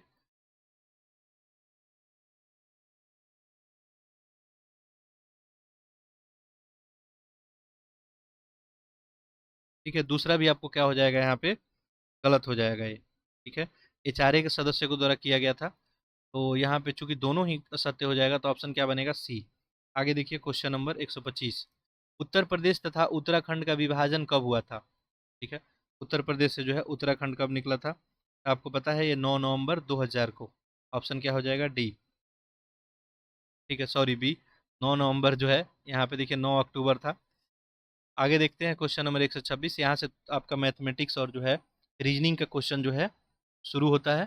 ठीक है, तो इसको ध्यान से देखेंगे और इसको भी सॉल्व करेंगे, और इसी तरह के जो है आपके एग्जाम में जो है क्वेश्चन यहाँ पे आते हैं। ठीक है, चलिए देखिए, पहला क्वेश्चन क्या पूछा गया है यहाँ पे, कि ये जो है बी से 5 वर्ष छोटा है। ठीक है, बी सी से तिगुना बड़ा है, सी 4 वर्ष पहले 10 वर्ष का था, तो बताइए एक आयु क्या हो जाएगा। चलिए इसको हम सॉल्व कर देते हैं। तो पहला यहाँ पे दिया है कि ए बी से 5 वर्ष छोटा है, बी सी से तिगुना है, तो हम लोग एज्यूम कर लेते हैं यहाँ पे सी का एज जो एज्यूम कर लेते हैं हम लोग एक्स। ठीक है, सी का एज्यूम एक्स एज्यूम कर लेते हैं। चलिए इधर हम साइड में बना देते हैं, यहाँ पे दिखेगा नहीं क्लियर। सी का एज्यूम करते हैं एक्स एज है। क्वेश्चन में क्या बोल रहा है, बी का एज जो है सी के तिगुना है, यानी बी का कितना हो जाएगा, 3x हो जाएगा, कोई दिक्कत नहीं है। ठीक है, अब देखिए ए का एज क्या बता रहा है यहाँ पे, ए बी से 5 वर्ष छोटा है, तो ए का एज कितना हो जाएगा, बी से 5 वर्ष छोटा है, यानी 3x माइनस कितना हो जाएगा, 5। सारा डाटा हम लोग लिख लिए। अब एक और यहाँ पे डाटा दिया है कि 4 वर्ष पहले, यदि सी 4 वर्ष पहले 10 वर्ष का था, सी 4 वर्ष पहले क्या हो जाएगा, 10 वर्ष का। ठीक है, यानी सी का एज हम लोग एक्स एज्यूम किए हैं, तो 4 वर्ष पहले क्या हो जाएगा, x-4, लेकिन एक बता रहा है कि 10 वर्ष का है, तो यहाँ से एक्स का वैल्यू कितना आ जाएगा, 14 आ जाएगा। एक्स का वैल्यू आपका निकल गया। अब कुछ करना नहीं है, यहाँ पे देखिए क्या ए का आपको एज निकालना है क्वेश्चन में, 6 वर्ष बाद निकालना है। पहले अभी का ए का एज हम लोग निकाल लेते हैं। तो ए का एज क्या हो जाएगा यहाँ पे, यही है आपका, ठीक है। तो ए का एज हो जाएगा 3 × एक्स के जगह पे कितना रखेंगे, 14 -5। तो ये 14 तिया 42, 42 -5 कितना हो गया, 37 हो गया, ठीक है। लेकिन यहाँ पे क्या बताना है आपको, 6 वर्ष बाद। तो ये तो अभी का एज निकला, तो 6 वर्ष बाद क्या हो जाएगा, 37 + 6 43, ठीक है, कोई दिक्कत नहीं होगा। यहाँ पे जो है आपका आंसर क्या हो जाएगा, 43। अगला देखिए, अगला दिया है कि यदि 100 छात्रों में से 40 जो है अंग्रेजी में अनुत्तीर्ण हो जाते हैं, 20 हिंदी में, 12 जो है दोनों में, तो बताइए दोनों विषय में कितने जो है छात्र पास हुए हैं। देखिए टोटल आपके एग्जाम में जो है 100 लोग हैं, इसमें से इंग्लिश में जो है अंग्रेजी में कितने, 40 लोग फेल हो जाते हैं। हिंदी में कितने लोग फेल होते हैं, 20 लोग। और आपको हिंदी और अंग्रेजी दोनों मिला के, ठीक है, हिंदी और अंग्रेजी इंटरसेक्शन कर लेते हैं, और अंग्रेजी दोनों मिला के कितने हैं, 12। आपको बताना है कि दोनों में कितने पास हुए। सिंपल सा ऐसा जब क्वेश्चन आए, ए यूनियन बी का आप फार्मूला लगा सकते हैं। यहाँ पे ए यूनियन बी बराबर क्या होता है, ए आपको plus B minus A intersection B, ठीक है। ए की जगह पे यहाँ पे कितना दिया है, 40 + 20 माइनस यहाँ पे कितना हो गया, 12। यहाँ पे 40 20 60, 60 - 12 कितना हो जाएगा, ये 48 हो जाएगा। अब चूंकि आपको पास वाला निकालना है, 100 टोटल ही छात्र हैं, 48 टोटल फेल हो गए, पास कितने हो जाएंगे, 52, ठीक है। अब देखिए कुछ लोगों को समझ में नहीं आया होगा, देखिए ए एक बना लीजिए आप, ठीक है, दूसरा जो है आपको बी बना लेते हैं। तो देखिए यहाँ पे जो है बताया है, ये मान लीजिए ये अंग्रेजी वाला हो गया, और ये जो आपका हिंदी वाला बॉक्स हो गया। तो कुछ बच्चे ऐसे हैं जो हिंदी इंग्लिश दोनों में फेल हुए हैं, और इनका संख्या कितना दिया था आपका, 12 दिया था। इंग्लिश वाला कितना दिया था, 40। हिंदी वाला कितना दिया था आपका, 20। यही दिया था आपके क्वेश्चन में। अब देखिए ये जो टोटल 40 है, इसमें 12 शामिल है, और इस हिंदी वाले में भी 12 शामिल है, ठीक है। इसलिए हम लोग क्या किए, दोनों को ऐड किए, और 12 माइनस कर लेंगे, क्योंकि 12 तो दो दो बार ऐड है ना इसमें, क्योंकि आप यहाँ पे ध्यान देंगे तो 12 इसमें भी ऐड है, हिंदी वाले में भी, और ये 12 जो है अंग्रेजी वाले में भी ऐड है। इसलिए हम लोग क्या कर सकते हैं, 40 और 20 को जोड़ के 12 माइनस कर लेंगे, तो टोटल फेल छात्र निकल जाएंगे। और 100 तो टोटल है, और ये आप करेंगे 40 20 60 -12, तो कितना आ जाएगा आपका, 48। और 100 - 48 करेंगे तो 52 आ जाएगा। तो ऐसे भी आप सॉल्व कर सकते हैं, ठीक है। चलिए आगे देखते हैं कुछ, तो यहाँ पे क्या हो जाएगा आपका आंसर, 52, ठीक है। इसमें आंसर हम बता दिए थे 43। चलिए क्वेश्चन नंबर 128 देखिए, कोई घन है, उसका पृष्ठ का क्षेत्रफल 216 वर्ग मीटर दिया है, तो उसका आयतन आपको बताना है। देखिए घन का जो है पृष्ठ क्षेत्रफल दिया है, घन आप सभी को पता ही होता है, घन जैसे आप लूडो का जो है देखे होंगे, तो बिल्कुल ये आपको घन हो गया, ठीक है। इसका जो है पृष्ठ क्षेत्रफल आपको 216 दिया है, आपको क्या बताना है, आयतन बताना है। देखिए आपको पता होना चाहिए कि घन का पृष्ठ क्षेत्रफल जो है उसका क्या होता है, फार्मूला 6a² होता है, क्योंकि इसमें 6 साइड होते हैं। तो यहाँ पे आपको क्वेश्चन में क्या दिया है, 6a² किसके दिया है, 216 के। बस यहाँ पे आपको सॉल्व करना है, साइड निकल जाएगा। तो यहाँ पे a² क्या हो जाएगा, 216 डिवाइड 6, यहाँ पे हो जाएगा 6 3 18, और 3 3 6 3 18 6 36 आ गया। ए का वैल्यू क्या हो जाएगा, √36, और √36 यानी 6 आ गया। अब ए का वैल्यू 6 निकल गया, आपको क्या निकलना है, घन का आयतन। आयतन क्या होता है, पढ़े होंगे आप सब, फार्मूला भुजा का क्यूब होता है, यानी ए का क्यूब हो जाएगा। और ये तो अपना 6 निकला है, और 6 का क्यूब कितना हो जाएगा, 216। ये 216 आपको क्या हो जाएगा, यहाँ पे घन मीटर आ जाएगा। 216 ऑप्शन सी में है। क्वेश्चन नंबर हम लोग देखते हैं 129। देखिए यहाँ पे काफ़ी आसान सा क्वेश्चन आपके लिए पूछा गया है।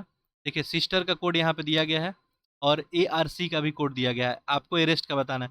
अगर ऐसे क्वेश्चन में अगर दो कोड दिया जाता है, तो आप समझ ले कि दोनों में ही सम्मिलित वर्ड होगा। यहाँ पे क्लियर आपको मेंशन है, देखिए ए के लिए क्या कोड है आपका, ए के लिए 6 है कोड, ठीक है। ए के लिए अपना 6 कोड हो जाएगा। आर देखिए, आर कहाँ पे है, आर यहाँ पे है, और आर के लिए जो कोड यहाँ पे इस्तेमाल किया गया 5, तो डबल आर है, यहाँ पे डबल 5 हो गया। फिर यहाँ ई देखिए, ई के लिए क्या कोड इस्तेमाल किया गया है, 4 इस्तेमाल किया गया है। ई के लिए हम लोग 4 लिख लेंगे। एस यहाँ पे दिख रहा है, और एस के लिए 2 इस्तेमाल किया गया है, तो 2 हो जाएगा। और बाकी टी बचा, तो टी के लिए यहाँ पे 3। बस आपका ऑप्शन देख लें, 655423, 655423, ऑप्शन क्या हो जाएगा? बी। अगला देखिए, यहाँ पे आपको लुप्त अक्षर जो है बताना है। देखिए यहाँ पे एल के है, यहाँ पे टोटल अगर लेटर आप काउंट करेंगे, चलिए इसको थोड़ा हम जूम कर लेते हैं। देखिए यहाँ पे टोटल लेटर आप काउंट करें तो देखिए यहाँ पे 1 है, 2 है, 3, 4, आप 4 का यहाँ पे पेयर बना ले। ठीक है, 4 का पेयर बना ले, बस आपका आंसर आ जाएगा यहाँ पे। देखिए एल के है और इसके बाद यहाँ पे एम एन दिख रहा है, तो देखिए यहाँ पे एन दिख रहा है लेकिन यहाँ पे दिख क्या नहीं रहा है। ठीक है, तो यहाँ पे अपने को एम नहीं दिख रहा है, तो पहले हम एम यहाँ पे डाल देंगे। ठीक है, अब देखिए यहीं से आपका आंसर बन गया है। एम पहले एक ही ऑप्शन में दिख रहा है, तो ऑप्शन तो अब क्लियर हो गया कि क्या बनेगा, इसका सी ही बनेगा। ठीक है, तो यहाँ पे एम आ जाएगा, तो एल के एम एन हो गया, फिर एल हो गया, यहाँ पे एम एन तो ऑलरेडी है, तो क्या आ जाएगा, के आ जाएगा, तो देखिए के आ जाएगा। इस तरह ऑप्शन यहाँ पे सी बन जाएगा। आगे देखिए, यहाँ भी फिर आपको लुप्त अक्षर बताना है। ठीक है, यहाँ भी 4 का पेयर बना ले। ठीक है, जैसे ए बी आपको दिख रहा है और यहाँ पे आगे चल के देखेंगे तो आपको लास्ट में सी भी यहाँ पे दिख रहा है। ठीक है, तो यहाँ पे ए बी हम लोग कर लिए और यहाँ पे सी भी कर दिए। फिर यहाँ पे क्या बन जाएगा आपका, ए बी बन जाएगा, सी बी बन जाएगा, फिर यहाँ पे ए बी और सी बी। ठीक है, यही पेयर है। यहाँ पे सी बी बी सी, देखें सी बी कहाँ है, बी सी और ए बी ऑप्शन सी में है। अगला देखिए, यहाँ पे देखिए एक स्टेटमेंट दिया गया और इसमें पूछा गया है कि कौन जो है मध्य में होगा। चलिए देख लेते हैं हम लोग। पहले दिया है कि सुचित्रा जो है पुष्पा से लंबी है। चलिए सुचित्रा के लिए एस लिख लेते हैं।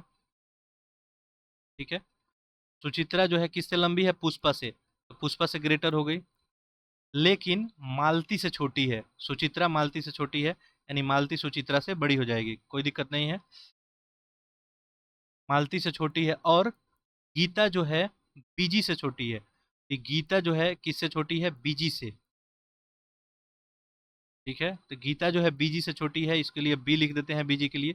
और चूंकि किथे बीजी से छोटी है, गीता जो है बीजी से छोटी है, ये आपको गीता हो गई। अच्छा, बीजी से छोटी है यानी बीजी जो है यहाँ पे बड़ी हो जाएगी, तो यहाँ बी ग्रेटर देन जी हो जाएगा। इसके बाद बीजी जो है पुष्पा जितनी लंबी नहीं है। अच्छा, जितनी लंबी नहीं है इसका मतलब क्या हुआ, पुष्पा से छोटी है, तो ये पुष्पा से बीजी, तो यहाँ पे ये बड़ा हो जाएगा। अब देखिए यहाँ पे हम लोग सारा सीक्वेंस लिख दिए। अब आपसे पूछा क्या है कि सभी मान लीजिए एक पंक्ति में ऊंचाई के अनुसार खड़े हैं, तो मध्य में कौन होगा, यही पूछा जा रहा है आपका। तो मध्य में देख लें, एक दो, यहाँ पे मध्य में पुष्पा ही आ रही है, तो आपका ऑप्शन क्या बन जाएगा, यहाँ पे सी बन जाएगा। आगे देखते हैं, क्वेश्चन नंबर 132 हो गया। 133, देखिए यहाँ पे भी आपको एक रीजनिंग दिया है, एक्स का वैल्यू निकालना है। अब देखिए यहाँ पे सीधे लॉजिक अपने को दिख रहा है, ये 5 8 ऐड करेंगे 13 आ जाएगा। ठीक है, 5 8 ऐड कर दीजिए, कितना, 13 आ रहा है। अच्छा, यहाँ पे ये दोनों ऐड करके देखिए नेक्स्ट आ रहा है क्या।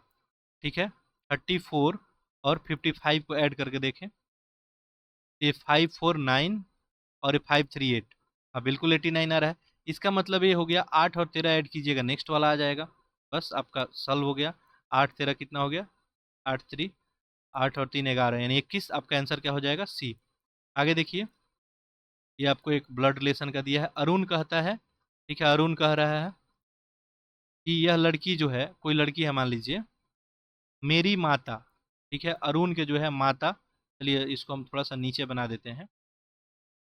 यहाँ पे अरुण हो गया, अरुण किसी मान लीजिए लड़की से, गर्ल से कह रहा है।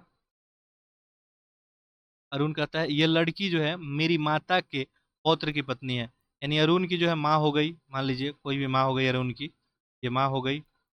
और माँ के, मेरी माता के पौत्र की पत्नी है, तो मेरी माता का, इसके माता का क्या हो जाएगा, बेटा कोई हो जाएगा। और बेटा का जो है बेटा होगा वही पौत्र होगा, और उसकी क्या है, ये पत्नी है। ठीक है, सीधे है कि यहाँ पे क्या हो जाएगा, यहाँ पे ससुर आपका आंसर हो जाएगा। आगे देखिए, क्वेश्चन नंबर 135, नीचे दिए गए आकृति में एक्स का मान आपको बताना है। ठीक है, आपको लॉजिक ढूंढना है, ऐसे क्वेश्चन आपसे तुरंत सॉल्व होते हैं, तुरंत सॉल्व करके आगे बढ़ सकते हैं आप। देखिए यहाँ पे 8 और 2 है, यहाँ पे देखिए, क्योंकि ये आपको एक्स का वैल्यू बताना है। 8 2 देखिए ऐड करिए, क्या आएगा, 10 आएगा, हाँ आ रहा है। 4 4 देखिए ऐड करिए, तो ये 8 आ रहा है बिल्कुल। तो यहाँ पे 9 4 को ऐड कर दीजिए, यहाँ पे ऑप्शन क्या हो जाएगा, 13, आपका आंसर बन गया यहाँ पे 13। ठीक है, ऑप्शन देखते हैं, यहाँ पे देखिए ऑप्शन 13 बन गया है और ऑप्शन डी में है। क्वेश्चन नंबर ये 100 अपना कितना था, 35 हो गया। अब चलिए आगे देखते हैं क्वेश्चन नंबर 136। चलिए इसको थोड़ा जूम कर लेते हैं। यहाँ पे देखिए क्या पूछा गया, भारतीय संविधान की प्रस्तावना में जिन आदर्श और उद्देश्यों का रूपरेखा दिया गया है उनकी व्याख्या की गई है। कहाँ पे व्याख्या की गई है पूछा जा रहा है। ठीक है, देखिए देखेंगे तो मूल अधिकार, राज्य के नीति निर्देशक सिद्धांत और मौलिक कर्तव्य के अध्याय में व्याख्या मिलेगा। तो ऑप्शन आपका सी हो जाएगा। ठीक है, 137 देखते हैं। देखिए क्या पूछा गया यहाँ पे, सूचना का जो है अधिकार क्या है। तो आपको पता होना चाहिए कि मूल अधिकार भी है और विधिक अधिकार भी है। तो ऑप्शन यहाँ पे सी हो जाएगा। ठीक है, आगे क्वेश्चन नंबर 138 देखते हैं। भारत के जो है प्रधानमंत्री में से कौन अपने कार्यकाल में संसद के कभी उपस्थित नहीं हुआ। ये कौन थे, चौधरी चरण सिंह थे। आगे देखिए क्वेश्चन नंबर 139। मुख्यमंत्री के संदर्भ में आपको बताना है कौन सा जो है आपको सही नहीं है। ठीक है, पहला देखिए स्टेटमेंट, वह साधारणतः जो है राज्यपाल द्वारा चयनित होता है। पहला ये स्टेटमेंट क्या हो गया, आपको गलत हो गया। देखिए आपको आर्टिकल 164 क्या बताता है कि मुख्यमंत्री की नियुक्ति राज्यपाल करेगा, चयन नहीं करता है, नियुक्त करता है। ठीक है, पॉलिटी में जो है राज्य व्यवस्था में एक एक शब्द का मीनिंग होता है। तो पहला ही आपको गलत निकल गया। और राज्यपाल को औपचारिक नियुक्ति पाता है, ये बात तो सही है। वो विधानसभा में बहुमत दल सदस्य द्वारा चुना जाता है। उसका पद पे बना रहना बहुत से कारकों पर निर्भर करता है। ये सारा कुछ सही है, यहाँ पे एक ही गलत है। आपातकाल में किसी राज्य विधानसभा की अवधि बढ़ाई जा सकती है, बिल्कुल बढ़ाई जा सकती है, लेकिन किसके द्वारा, ये जो है संसद के द्वारा बढ़ाया जाता है। आर्टिकल 172 पढ़ेंगे उसमें मिलेगा। चलिए, तो इस तरह से जो है हम लोग क्वेश्चन 140 जो है टोटल फिनिश किए। लेक्चर को आप लोग अधिक से अधिक शेयर करें, चैनल को सब्सक्राइब भी कर लें। ठीक है, बाकी एनसीईआरटी बैच में जो फाउंडेशन बैच अभी हम देख रहे हैं, आप चाहते हैं तो वहाँ पे ऐड हो सकते हैं, ग्रुप में आप ऐड हो सकते हैं। वहाँ पे जो है टोटल 4 लेक्चर अपलोड कर दिया गया, मैं इनिशियल में बता ही चुका हूँ। चलिए नेक्स्ट लेक्चर में फिर हम लोग मिलते हैं, तब तक के लिए आप सभी का बहुत बहुत धन्यवाद।